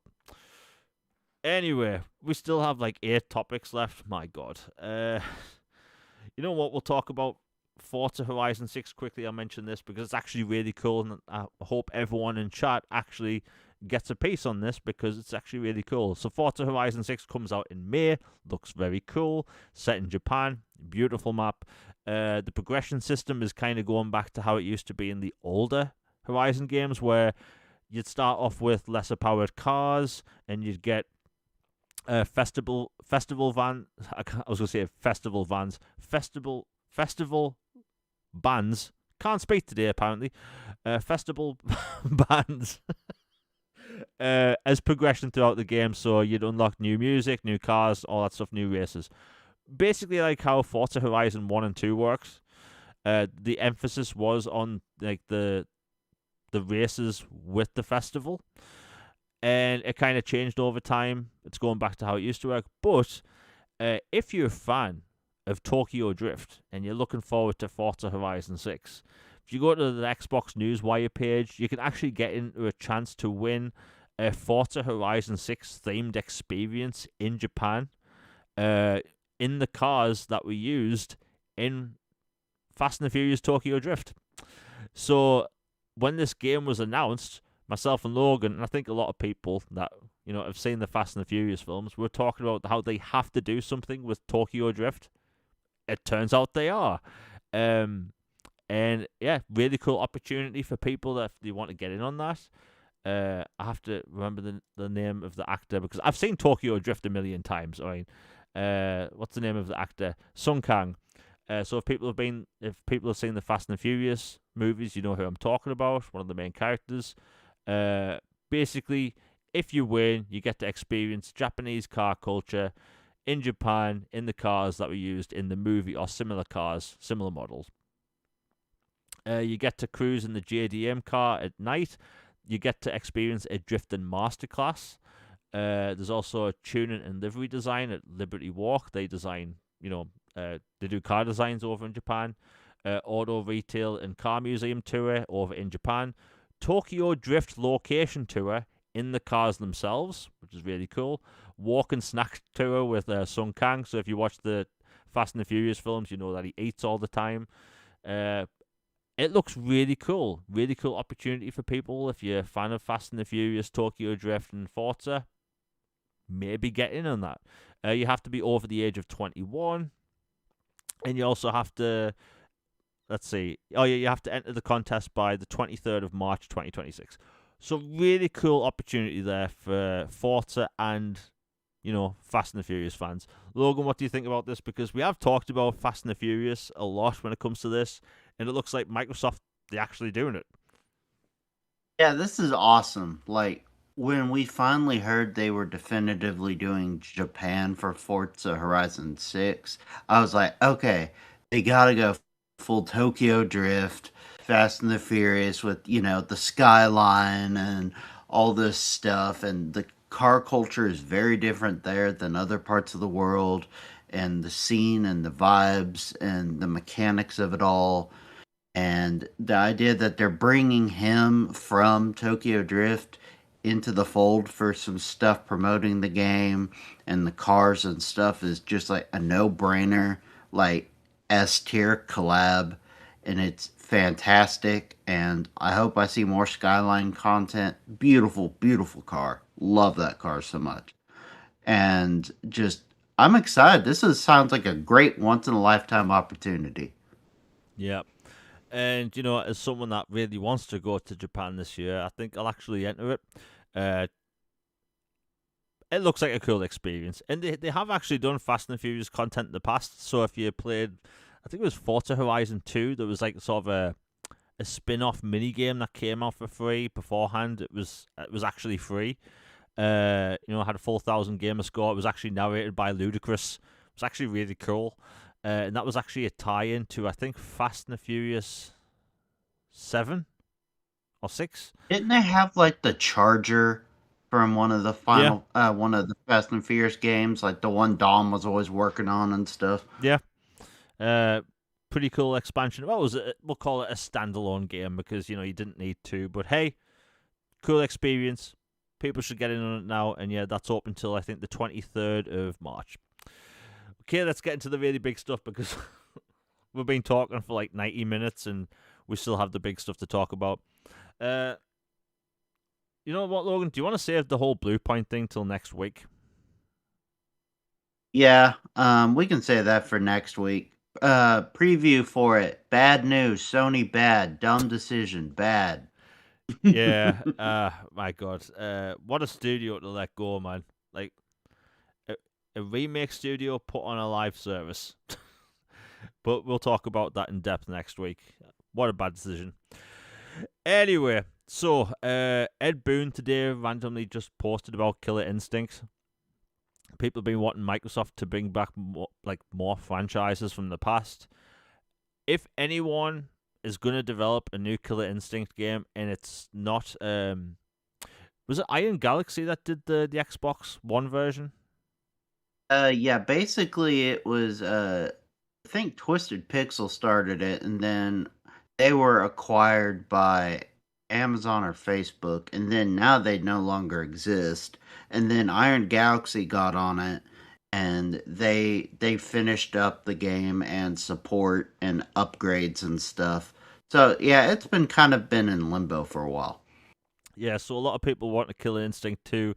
And look, by the way, before Microsoft was doing the whole, multi-platform thing, I even said on this channel, like, if there ever is a Killer Instinct 2, it should be multi-platform. It's how the game survives in that genre. Yeah, like fighting games live and die based on their user base, and if you have it on everything, then you just have it. Like, I was actually surprised when Marvel TourCon was announced for just PlayStation and PC, because like the fighting community, their games really need to be on everything, right? I don't care if it's Soul Calibur, Dead or Alive, Mortal Kombat, Street Fighter, Tekken. Like, put that thing on everything. Switch 1, Switch 2, mobile, everything. Because my God, like I think like Killer Instincts with like cross play, cross progression, and even have characters from different games on different platforms would work. Like, remember Soul Calibur? Was it Soul Calibur 4 where you had Master Chief on Xbox and you had Kratos on PlayStation? I can't remember. I do remember Soul Calibur 2 had Link on GameCube, had Spawn on Xbox, and had the guy from Tekken on PlayStation 2 version. So it wouldn't surprise me. And I think they did the same thing with Star Wars as well, where Darth Vader was on one console and Yoda was on the other. Hmm. But they could do the same thing with Killer Instinct in the future, and maybe we will see that. But just the fact that Ed Boon is posting about it at a time where we don't know what's coming next for Mortal Kombat, are we going to get an Injustice 3? Or a Mortal Kombat, what will be called Mortal Kombat 2? But Logan, what's your quick take on the whole situation? Because the fact that Ed Boon mentioned it was actually pretty big. Yeah, that sends off bat signals to me. Like the Brian Windhorse, like, why would they do that meme? Like, to me, Ed Boon himself is, fighting game royalty. And they've worked with Xbox and Activision before. They are clearly like the best in the business at the fighting games they do. And Killer Instinct is something that they have mentioned wanting to collab with in the past.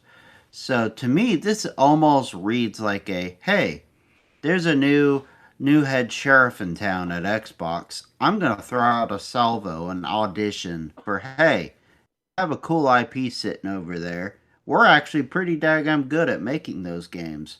How about you and I talk and we make something work? That to me is my tinfoil hat read of it. Yeah. Maybe I'm wrong. Maybe he's just a super fun and curious fan, just wondering what people think. But to me, him doing that himself, that speaks pretty volumes to me about that. Yeah. Okay, so it was Soul Calibur 6 with the Star Wars characters. Right, I was wondering that because I swear, I thought, am I going insane? Or did that actually happen? But yeah. Look, I think you could do anything with these fighting games. You know, you could put Kratos theoretically in a new Killer Instinct. You could put Link in. Why not? Um, I think that is a franchise that has the potential of coming back at some point, but I guess we'll see. But not a lot of fighting game developers out there that could actually, do it justice. But hey, we'll see what happens. Uh, let's see what we've got next. You know what? We'll talk about the Spider-Man thing quickly because I was at it a lot about this, and I had no idea what people were talking about. I was like, why people at me about the Spider-Man thing?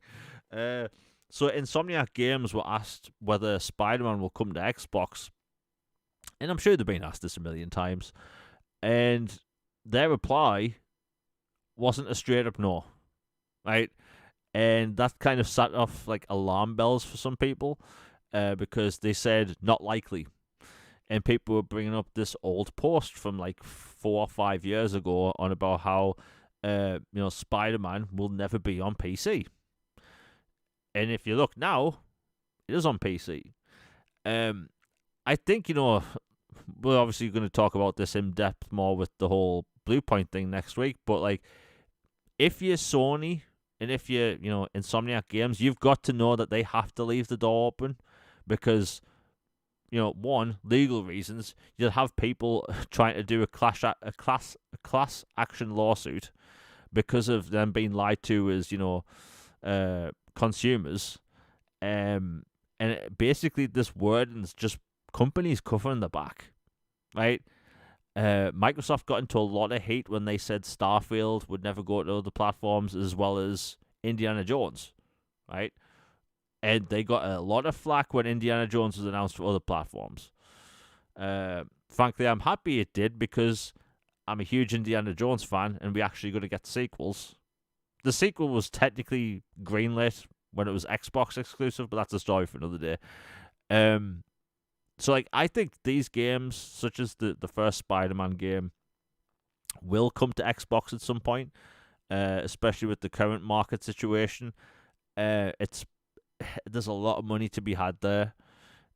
So like, watch this space. I would be shocked, legitimately shocked, that if things like a Spider-Man one, if things like a Killzone trilogy, that type thing, if games like that don't come to Xbox in the next year or so, there's too much money to be had there. Like if you look at the amount of people that bought Helldivers 2 on Xbox, a co-op centric game that didn't have a ton of marketing about its port.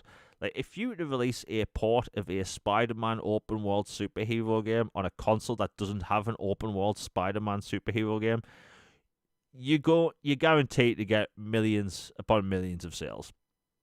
Right? You have people in the industry that try and make it look like it's the how should I say it, like Xbox is this tiny market. Like you have people, do the cringe thumbnails where they're holding up a controller and stuff. But the truth is, there's like in between 30 to 50 million Xbox console sales out there. There's a lot of those people that would like an open world Marvel game. It will happen eventually. And just some people just don't like to hear that. Look, we were told Helldivers 2 would never come to Xbox, and it did. And it's doing well, and the developer's happy. But, people like to be so territorial these days that they, like, flinch at the idea of, Xbox getting a Spider-Man game. But legally, they kind of have to say, not likely, but it could happen. Logan, what's your take? Because people kind of went all over the place when they said that last week. Yeah, it once again is just another highlight of how divisive and nonsensical socials have become over gaming and everything in general. But like, it is definitely not a flat out no. So that is definitively different than what past statements from them have been on Spider-Man coming or other games coming to the platform. clearly Sony is embracing multi-platform more than they had in the past. They're still kind of dipping their toes in it a little bit, testing the water, but they're not full in. But I think that one is just one of the obvious ones to bring. Yeah. Assuming they do bring more, I think Spider-Man is one of the obvious ones. Like, they would make so much money, it would be ridiculous. And there's a lot of desire for it. There's not very many superhero games on the platform.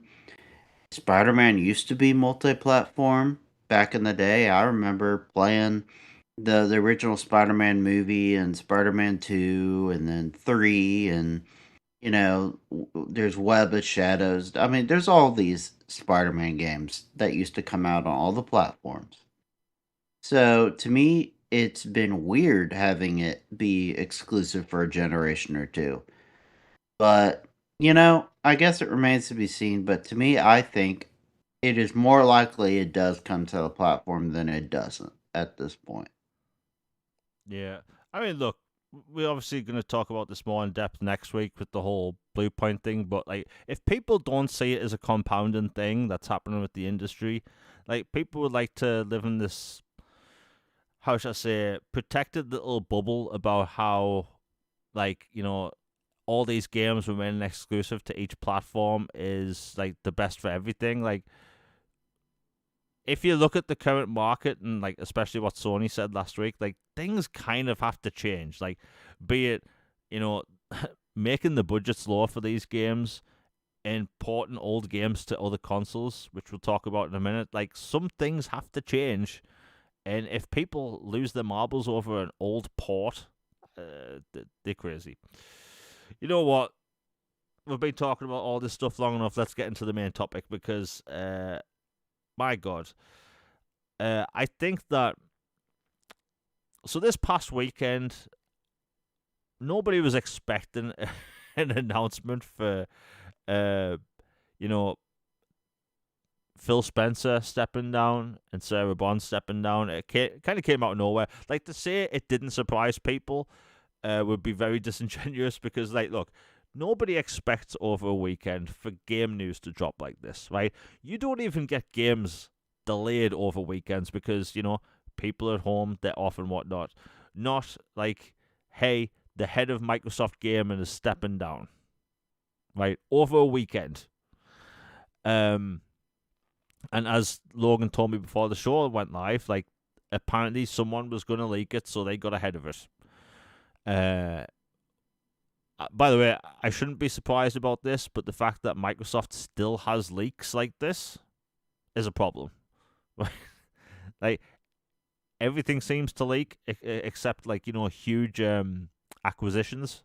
It's kind of crazy, but not like, but Because the lawyers would tear him a new one. yeah. But yeah, it came out that Phil Spencer is stepping down, and Sarah Bond is also stepping down as the head of Xbox. World-shattering news, and basically, whoever. Let me see if I can find it again. I'm trying to find the original post, but Asher Shah is taking over Phil Spencer's job essentially at Microsoft Gaming, and yeah, out of nowhere over a weekend, and it's basically split the internet into multiple different factions. Let's call it the Game of Thrones situation in the Xbox space. People are fighting back and forth, talking about what she means. Basically, she made an Xbox Live account. She's said that her commitments to Xbox is Xbox games, Xbox as a console. Oh, sorry, the return of Xbox and the future of gaming. Right now, before we get into what that means, let's talk about the Phil Spencer thing stepping down. Phil Spencer saved Xbox. I don't care what anyone says, right? If you look at Xbox in 2013, that was an absolute colossal disaster of an announcement, right? They announced their console in May 2013, and it was the worst reveal of all time. That's where the TV meme came into it. We were showing off a new console, and not really any games, right? Uh, and that plagued them for till now.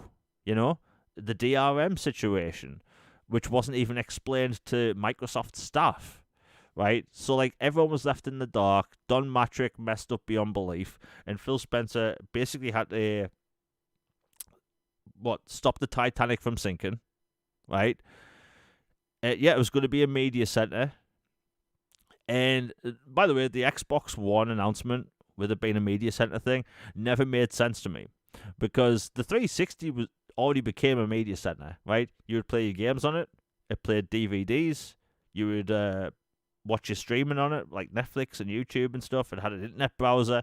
So like the only thing that the Xbox One did differently was play Blu-rays and do the live television thing. But most countries didn't have that enabled. And just the way they went about it wasn't really gamer centric. You know, fortunately, by the way, if you go back and watch their E3 show, they actually showed off the most games, right? TV wasn't mentioned, and it was actually a good show. They actually opened up with Metal Gear Solid 5. Most people forget that, but their E3 show in 2013 was great, but it's so overlooked because of what happened in the May. People just forgot about it. So anyway, he had to basically pick up all these pieces, put Xbox back together, and like if you go back and watch the interview of Phil Spencer being interviewed by Major Nelson, like it looked like he didn't want to be there. He had to save the brand. And then he brought in backwards compatibility, a feature they didn't even think they could do. And over time, it became an excellent feature that, you know, would improve games. You know, Game Pass became a thing because, you know, Xbox's games were coming out slow. They didn't have many studios. And whenever they came out with a first-party game, it was torn to shreds, right? Not just in the media, but let's be honest, its resolution. So, like, you had Digital Foundry doing what they do, and that's their job, to post about these games. Like, I remember people were excited about Quantum Break, and then the second they heard about the resolution of the game, they said it looked bad. But beforehand, they were saying the graphics looked good, so people's mentality changed overnight because they heard a resolution number. And, you know, Xbox was getting better sales than they had before. They removed the Kinect, which was a great idea, and they improved the brand over the years. Microsoft actually started investing in studios, which was one of their weakest points, right? They had a small handful of studios that could barely put out games regularly, so they bought Playground Games, they bought Ninja Theory, they bought who else did they buy? Oh yeah, Undead Labs, right? And then they bought In Exile, Obsidian, Double Fine, and then they bought, you know, Bethesda and Activision, right? And you look at the past couple of years, they've been able to put out games on a consistent basis at a high quality, and a lot of them, like last year, they put out like I think it was like eight first party games, right? Some ports, some remasters, some remakes, and new games, right? This year, they're putting out a Halo, Forza, and Gears in the same year, as well as Killzone and Call of Duty. So, like, this year's looking great as well.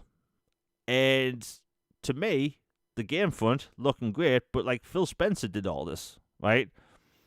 And you know, before I get into like the rest of the point, like Logan, how did this information take you by surprise?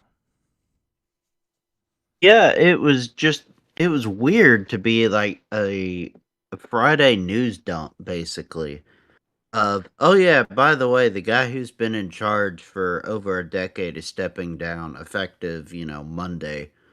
And here's this new person you've never heard of. And oh, the person you all thought was being groomed to be the next CEO is she's just gone. She's not even here anymore. Uh and it just happened on a random post on Friday. And like we discussed before the show, apparently Wind had gotten to IGN about it, and they were doing what they do, and they were going to post a big write up and story about it. Xbox got wind back that was going to happen. So they were like, screw it. We'll just make the announcement ourselves on Friday. We'll just do it. And so, yeah, the original plan sounds like was for Monday. There to be a, Phil's official last day and Asha's first official day. It take place then with, celebration and also kind of like farewells and stuff like that. That didn't happen because of reasons. But yeah, it did take me by surprise. Like, I'm not shocked, like, oh my gosh, like Activision or Bethesda acquisition levels of shock. Like those were like, what in the actual just happened? Like, I never thought they would go that big for anything. But because, Phil's getting up there. He's been there for 30 something years. He's been there a long time and he's been you know, wearing a heavy burden representing this brand and company for this long. It's like the presidency of a country too. Like you see a before and after photo of the people when they take office and then Oh leave yeah. office. I mean, these years were not entirely kind. I mean, there has been a lot of stress. There have been some really good times, and there have been some really just awful times. And that wears on you, man. So I'm not surprised he retired now. And it makes sense. At start of a new year, retire now, make a clean break. To me, I personally would have thought he would have rode into the sunset after the 25th anniversary. Yeah. Like to me, that seemed like the logical kind of step. And here I celebrated as part of our 25th anniversary, and now I hand off to new leadership for the next 25 years. Like that to me symbolically made a lot of sense. But, at the same time, you see it with athletes sometimes. Like they win a title or they win something and then they know when's time to quit and they just walk away. And Phil felt it was time to walk away, and I can't fault him for that. Yeah. I mean, look, at the end of the day, we can just speculate about the whole thing until like maybe like a year, 5 years from now, some book comes out talking about how it all happened. So all we can really do now is speculate, right?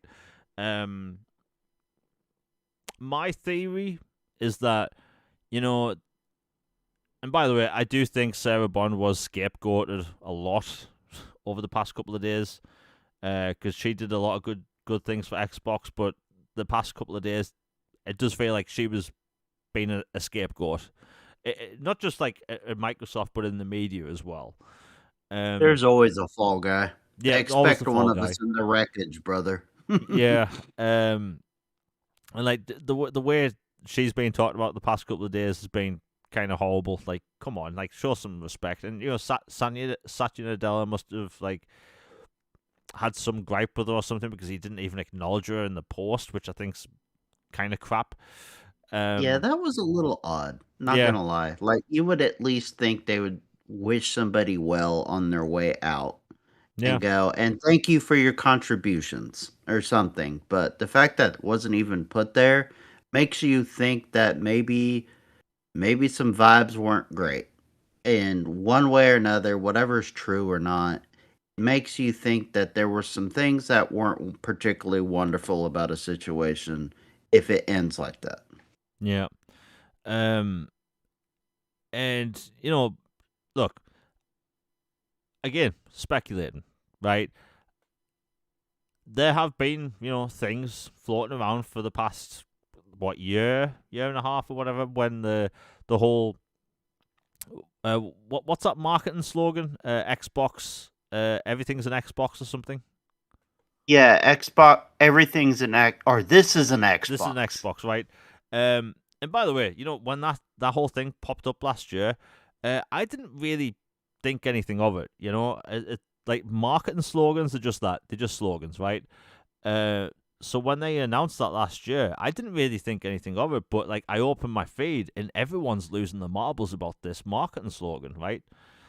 And at the time, I was thinking, why are people so upset about this? It's just a slogan, and people start posting pictures of random things in the house saying, "Is this an Xbox?"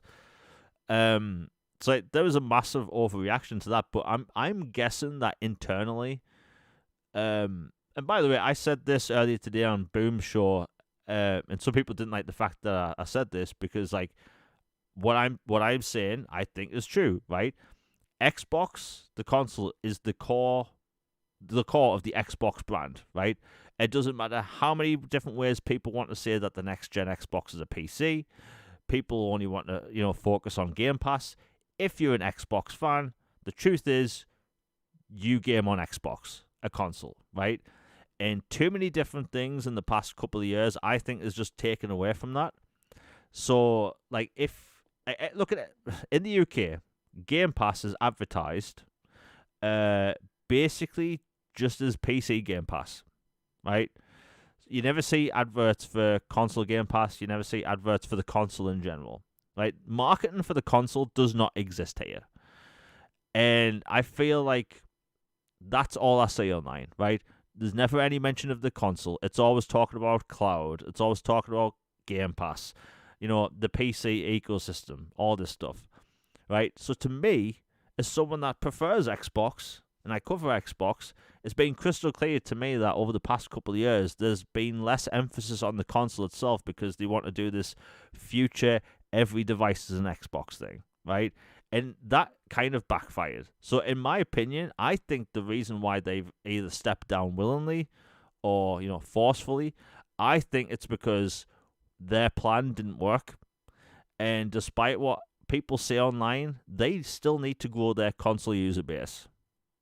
Right? The people that spend the most money in the Xbox ecosystem, it's not people on tablet, it's not people on PC because most of those people are into Steam, right? It's people that buy Xbox consoles and spend money on games, DLC, subscriptions, right? But if you like me and you prefer a console, has Microsoft told you why you should be paying more for Game Pass? Has Microsoft told you why you should be looking forward to the next console outside of multiple storefronts? Not really. It's just been an overarching talking point of, hey, this is an ecosystem. Xbox has been talked about as an ecosystem, and I think that's been the core problem. They haven't gave console users something to talk about or get excited about or sell people on consoles because, bear in mind, every time I mention this, I always have a bunch of replies saying it's not about console sales. It's like, but it is, right? We could try and masquerade it in different ways. We could talk about it in different ways, but the truth is that if you talk about Xbox as a brand, it's the console that makes the money. It's the subscriptions that makes a lot of money as well, but most of those subscriptions are on console. So my opinion is that this whole change is happening because that didn't work. Logan, I've been spouting a load of nonsense for the past 10 minutes. What do you think about my opinion?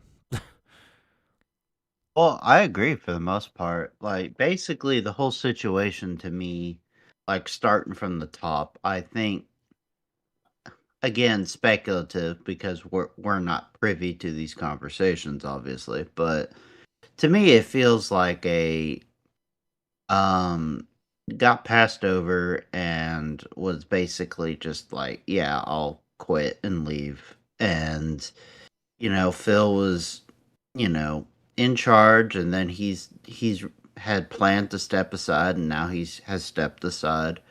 And they bring in new leadership and new team, and they keep some continuity with Booty. Whether you think that's a good thing or not depends on your various opinions. But they have some continuity there. They bring back some others, like her chief of staff was a former Xbox guy. She had old Major Nelson up there today talking with her and the teams and stuff. So maybe we see a return of Major Nelson. I don't know. I thought that was interesting. But yeah, it sounds like it kind of the Project Latitude, which was the multi-plat strategy, and the play anywhere, this is an Xbox, all that was largely her plan, was largely President Bond's plan. Of course, she was operating under directives from the company, which is make us money. We spent $70 billion on Activision. We need to make money. And we want to accomplish all these things. There are not certain constraints are put in place and expectations, and you go out there and you try to do those in whatever way you think is best.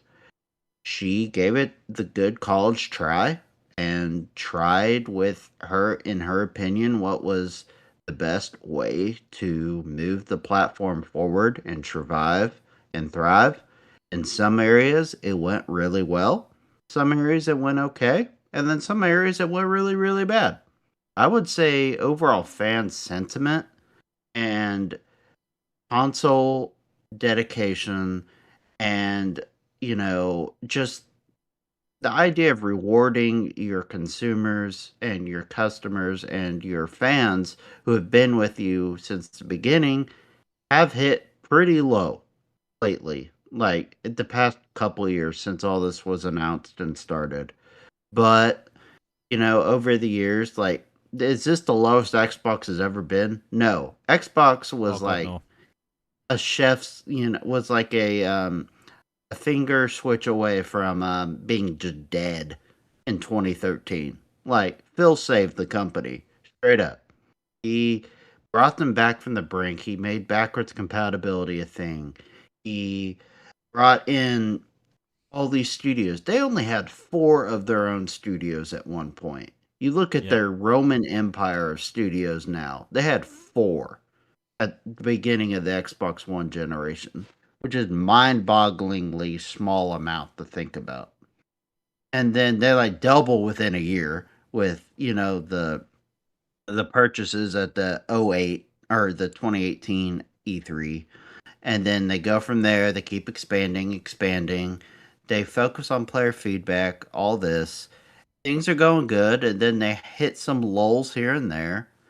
I think the biggest issue was the trust factor and long time cons- fans of the platform feeling like they've been misled either directly or indirectly, and whether they could actually trust anything they said whatsoever, and that are we going to get royally screwed out of thousands upon thousands of dollars that we've invested in these platforms with games, controllers, you know, content, all this stuff. Are we just going to be like, too bad, so sad? Like, what's the point of having a console?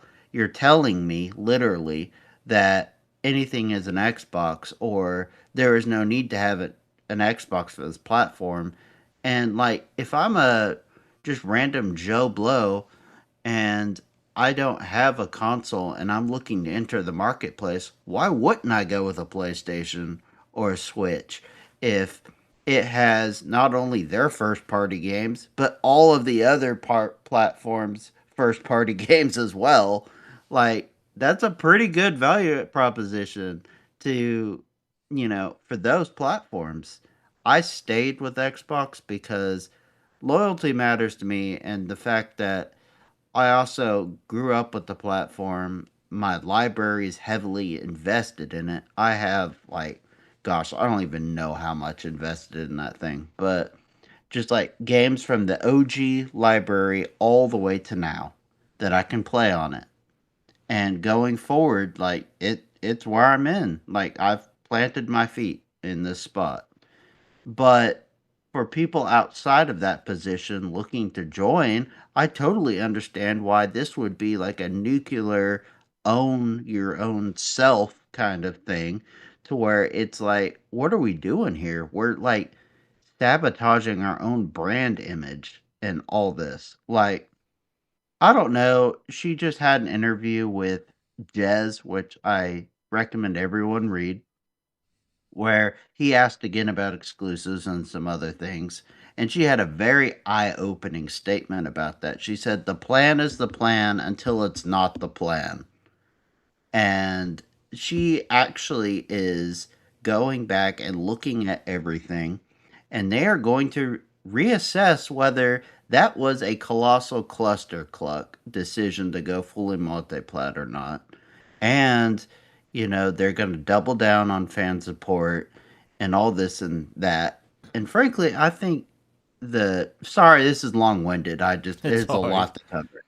Um, but, and the whole, like, people disparaging her because of gross and just horrible things like her background, who she is as a person, all these things, simply because now she's in charge of this company is just appalling. And the fact that people are going after her credentials about all these different things, I'm like, yes, I know she came from an AI background, but if you go back further, Destin Ligari did a video about her other background things she has done. They are all things that relate very well to the idea of going in and fixing a platform and drawing users. Every place she has left has gotten better since she was there than before she was there.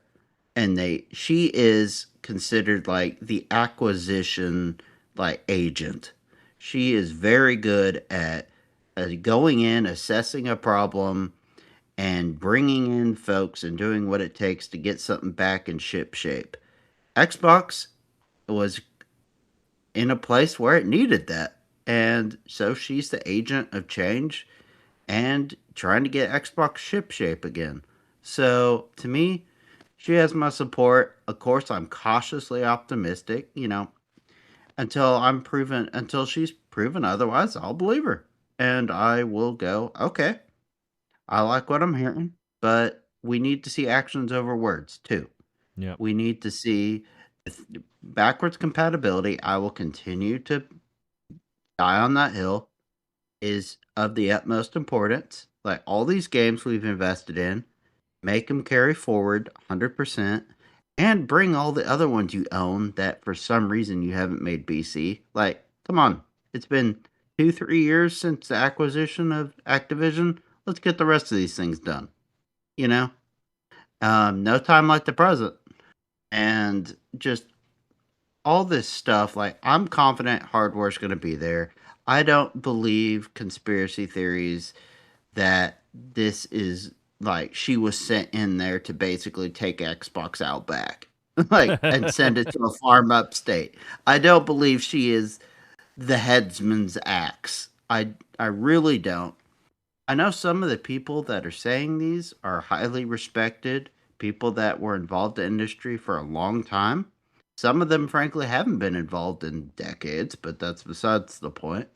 It's just give somebody the benefit of the doubt until they prove that, okay, yeah, I shouldn't trust you at all.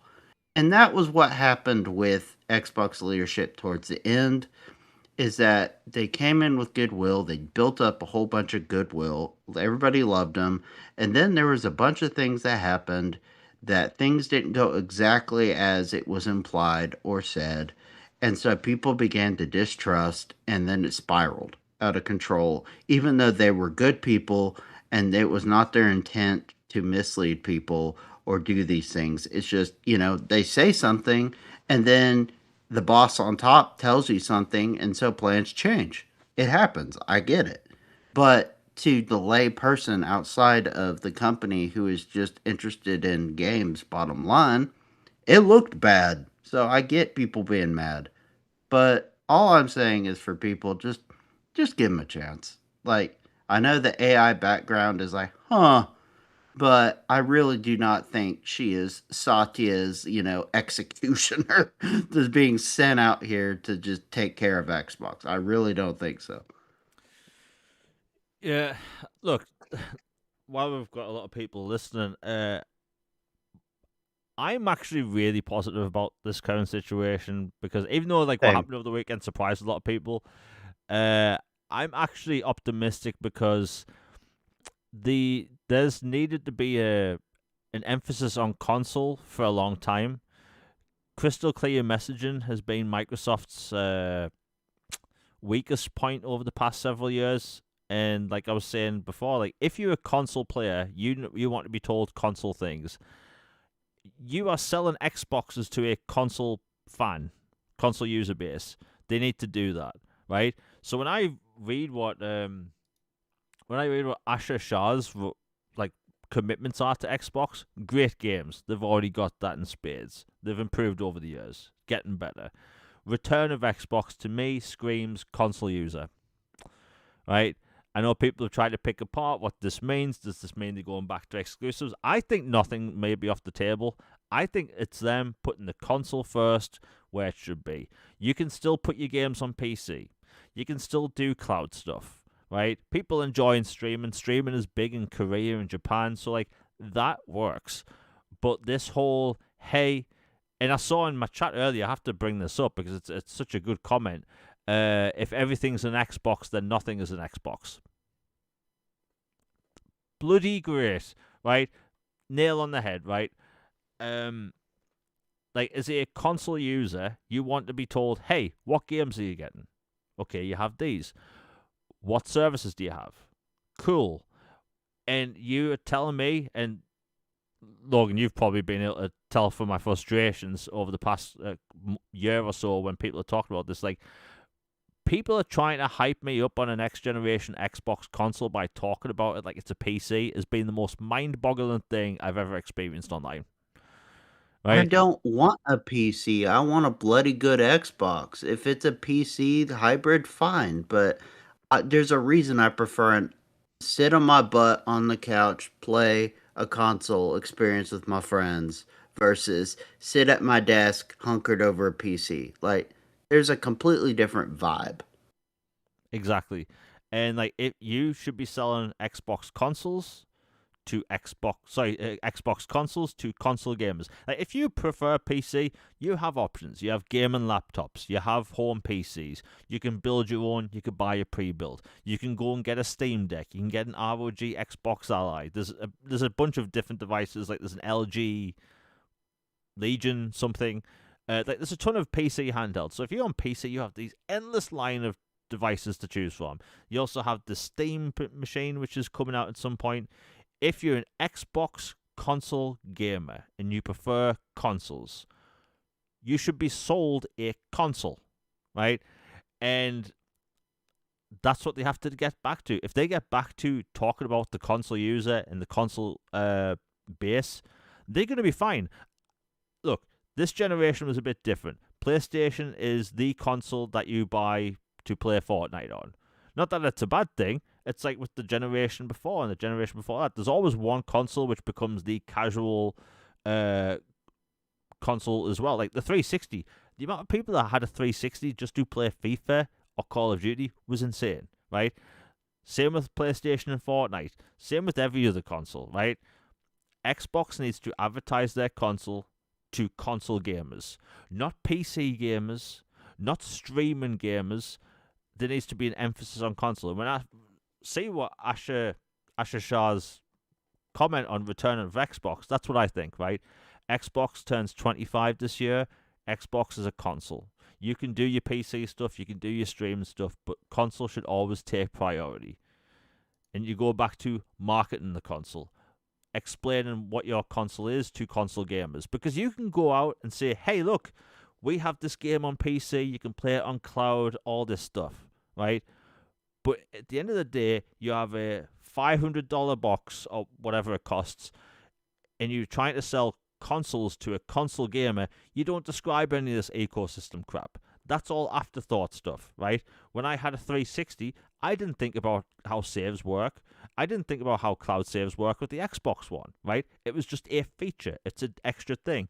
They just need to sell consoles to console gamers. Business 101, supply and demand, right? They need to create demand so there's supply, and there'll be more demand for the supply. Xbox needs to get back on track on what matters most, console, right? If you're a PC-centric gamer, chances are most of your games are on Steam. And maybe you are an Xbox gamer in the PC space. But you have to admit, the focus should always be on console. Should be. Whether they go back to doing exclusives again, that's a different story for another day. But like, I read this and I'm more optimistic about Xbox now than I was over the past several months. right? Yes. Look, Phil Spencer did a lot for Xbox. I loved Sarah Bond's take on gaming, but as someone that did business in college, let me tell you, they've been trying to advertise their thing to the wrong people, right? Mm-hmm. All the cloud stuff on stage, cool, nice. Cross save, cross play, cross progression, nice. But the fact that every time we hear about Xbox, what do we hear? Storefront. We hear about cloud. We hear about PC Everything but the integration. console. Yeah, we never hear about console. So if they get back to talking about console, they'll be fine, right? Xbox may be third, but do you know what third is at the minute? 30 to 50 million consoles, right? They'll get that up another couple of tens of millions of consoles if they advertise their... look, Logan, we've talked about this a million times. This has been a big gripe of mine for 6 years. Their box for the Xbox Series X that comes in does not say anywhere on the packaging or in the advertising that, hey, you know your massive 360 collection? You can play those on this console. They don't mention any of that. They need to give people a reason to get an Xbox, just what Nick said in chat, right? As soon as they do that, they'll be fine. So they can it's insane. Yeah, they can do all this extra stuff on the side, but that's back stuff. They don't need to market that stuff. They need to market the console. And I'm saying this now, I'm more optimistic about Xbox than I have been in a long time. And future of play, that to me that tells me about, next generation Xbox and stuff. They have someone in place that wants to get Xbox to succeed. And that's all that matters. That's all that matters. And by the way, you mentioned before how people are looking into a past and saying all kinds of nasty crap about it, right? And I'm going to blow people's minds, right? People are looking into a gamer tag, asking her if she's a fake gamer. Oh, no. No.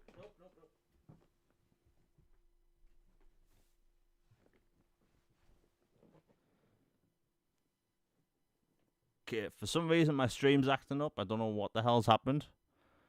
Hold on, let me jump out the conversation and jump back in. Yeah, for some reason my stream's acting up.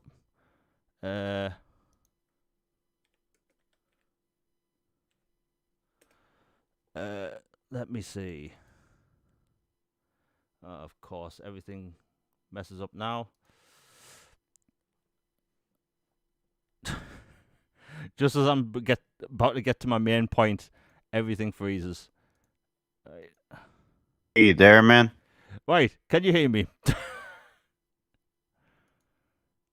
Okay, 1 second. Okay, and I'm back. Logan, are you there? Yeah, I'm here. Sorry. Right. Yeah, I was like, it went dark all of a sudden. Couldn't hear anything. Right. Sorry for people watching live. We have 825 people listening. So thank you for listening. For some reason, my internet just disconnected. Hey, it happens, man. And then Discord stopped working. So anyway, as I was about to make my exact point I've been wanting to make all day. Anyway, so the person, people have been, we just dropped 100 views there. Yeah, that's my bad. My connection's just not right today. But Xbox is in a good place at the minute, right? They have new leadership that actually wants to put Xbox through its more successful era, going into a new generation. That's the big point, by the way. That the fact that they're going to have new leadership with a new console, right? That's huge. And also, back to the point I was making before I got disconnected, she's been getting a lot of crap online from journalists calling her a fake gamer, mentioning AI and all this stuff. Do you know the person that actually put Nintendo through its most successful era was Reggie Fils-Aimé, who used to work at Pizza Hut. So, nobody out pizzas the Hut, man. Nobody. Yeah, so Nintendo going through the Wii, going through the 2DS, and the 2DS at its highest, right? And then you have the 3DS right? Reggie Fils-Aimé was one of the reasons why Nintendo made all that money, right? He was the reason they packaged Wii Sports with the Wii. Genius Yeah, move. possibly one of the best and most smartest moves in the history of gaming, right? Packing that game with that console. And what happened? Everyone had a Wii. Everyone had a Wii. Everyone's grandmother had a Wii. And some people still have Wiis up to this day to still play Wii Sports, right? One of the best moves ever in gaming. Reggie Fils-Aimé worked at Pizza Hut. So that's why I think people bringing in, and by the way, nobody else has made this comparison online, and I know for a fact someone will mention this online without mentioning that I brought it up. But Reggie Fils-Aimé changed Nintendo as a company, right? And he worked at Pizza Hut, right? So give this woman the benefit of the doubt, and if she wants to put if I hear that someone wants to bring Xbox back to being Xbox, that should be exciting, right? Console players have been told for the past couple of years, and this, by the way, what I'm saying has nothing to do with exclusivity, not really, just in general, right? If you're a console player, you want to hear the console. If you're a console gamer, you've been told, by the way, Game Pass is going to cost more, and you're not going to get anything extra outside of a Fortnite Battle Pass. And now we see and talk that maybe there'll be other things included in Game Pass in the future, such as the Fallout 76. I can't remember the name of the service because I don't play the game, but stuff like that, and World of Warcraft for PC gamers, right? So, like, to me, as crazy as it is, seeing Phil Spencer stepping down and Sarah Bond stepping down, this is literally the most exciting Xbox news in ages. And I can't say, oh, it's Xbox doom and gloom. And by the way, we have seen people in the gaming space bring about how, this is Xbox getting out of the hardware space. Look, I keep this show PG. BS. You do not change a $1 billion a $1 trillion corporation's mind on how money works, right? Xbox generates billions of dollars of revenue, right? Xbox makes more revenue than Windows, right? And also, Microsoft isn't going to get rid of their actual most liked and cool brand, right? This isn't Windows Phone or Surface Phone where it didn't do well, right? This is Xbox. Simple as. So, if you're an Xbox console gamer, this is good news. You're going to actually get a console focused at you and an ecosystem focused at you with all the extra bells and whistles of PC, cloud, and all that stuff. So when I see people bring it up today that it's the end of Xbox and the doom and glooming, it's clown behavior. They're not thinking it through. It's easy clicks, it's easy money, and they'll just continue to do that no matter what. But that's my take on the situation. So I'm an optimist in general, but I'm legitimately excited as a console gamer, right? Because I am too. 100%. Yeah, it sounds like there's going to be focus on the console, which, if you're a console gamer, for too long, the console game has been ignored. You've been told Game Pass will go up in price. You've been told that, the PC storefront is getting better and stuff. But if you're a console gamer, you haven't really been told anything outside, hey, these cool new games are coming out, which are good and all. Not complaining about the games. But, you can't look at Xbox as a brand and say that it shouldn't be about the console, right? People have tried to tell me that, oh, it's all about the future and all this stuff. No. We're going to have consoles in the future, right? I used to be one of these people that thought, you know what? A couple of years from now, we're going to have a deck of cards style box in front of our PCs, so in front of our TVs, and we're going to be streaming our games.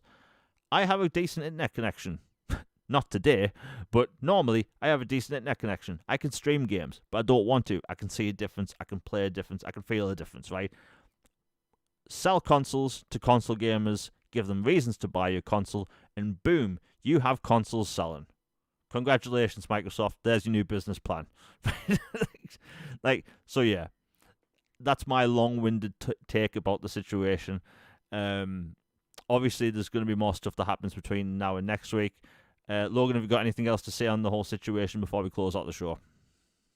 Yeah, just to follow up a little bit, circle back to her background and stuff. Like, um, people going after we'll just go for the gaming stuff. Like, oh, this person's not a true gamer or whatever. Like, not even their professional background, but her gamer score, this or this. I'm like, this is actually a good thing that she is someone coming in with a fresh perspective and she is hitting the ground running. She is doing a basically cramming for the final or the final presentation project. Like, she is trying to learn on the go. She just got this massive opportunity and job. She's trying to jump in immediately and learn as much as she can in a short amount of time.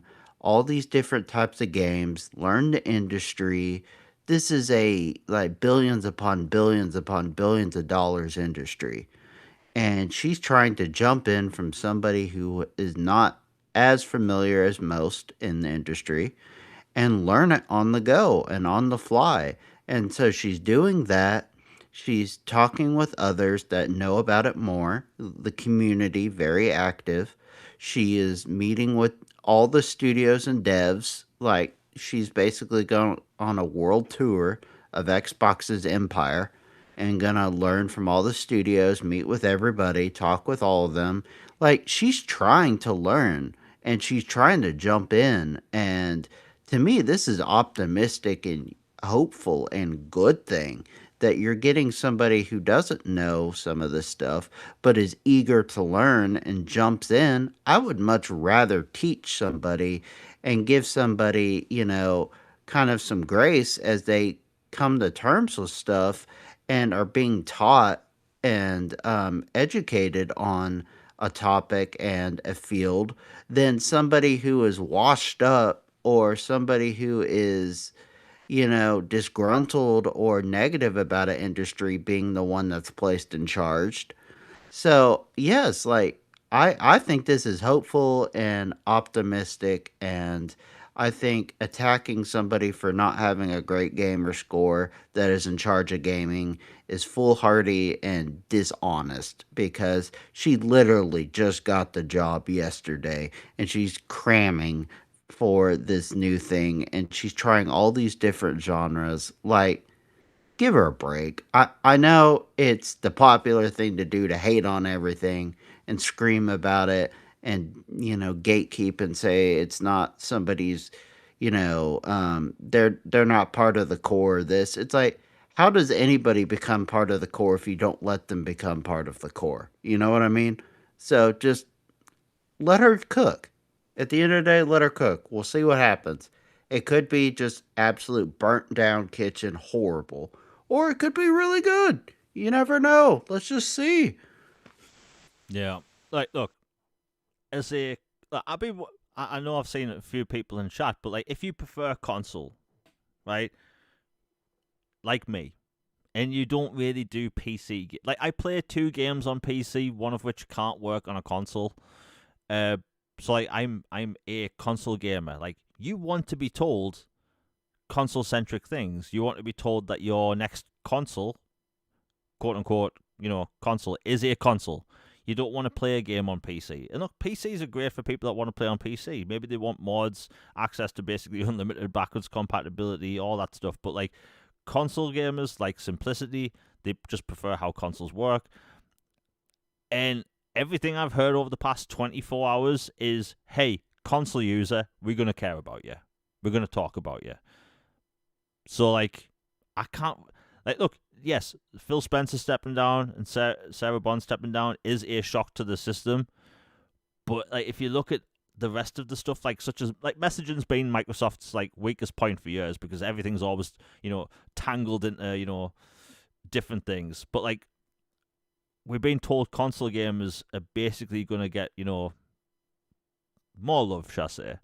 And that's a good thing. So, hey, that's my long-winded take, and I'm sure things, might be updated by next week. But look, she's saying all the right things, and her learning on the fly, that could actually work out better for everyone because if she's brought in to help the brand succeed, why are we pretending this is a bad thing. You know? Exactly. She's not the killer. Like, I don't know. Like, there's just this crazy fear because of her background. I'm just like, if they wanted to sunset the brand and the console and all this, you wouldn't have brought in somebody new. You would have just had Matt Booty as a placeholder figurehead after Phil retired, and you would have been said, we have entered a transition period for the brand, and Matt is going to oversee operations so that we maintain things as they are for our current player base and hope to expand, as we can and yada yada. That's what would have happened, not this. This is an attempt to fix a problem, not to well, time to off it at all.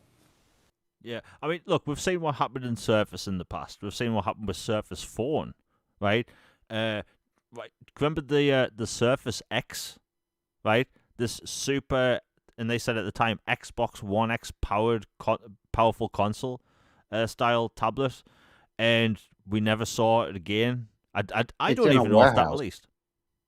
Yeah. And they basically, if Microsoft's going to shut something, they shut it, right? Microsoft, they make billions because of Xbox, and they brought someone in to make the brand better.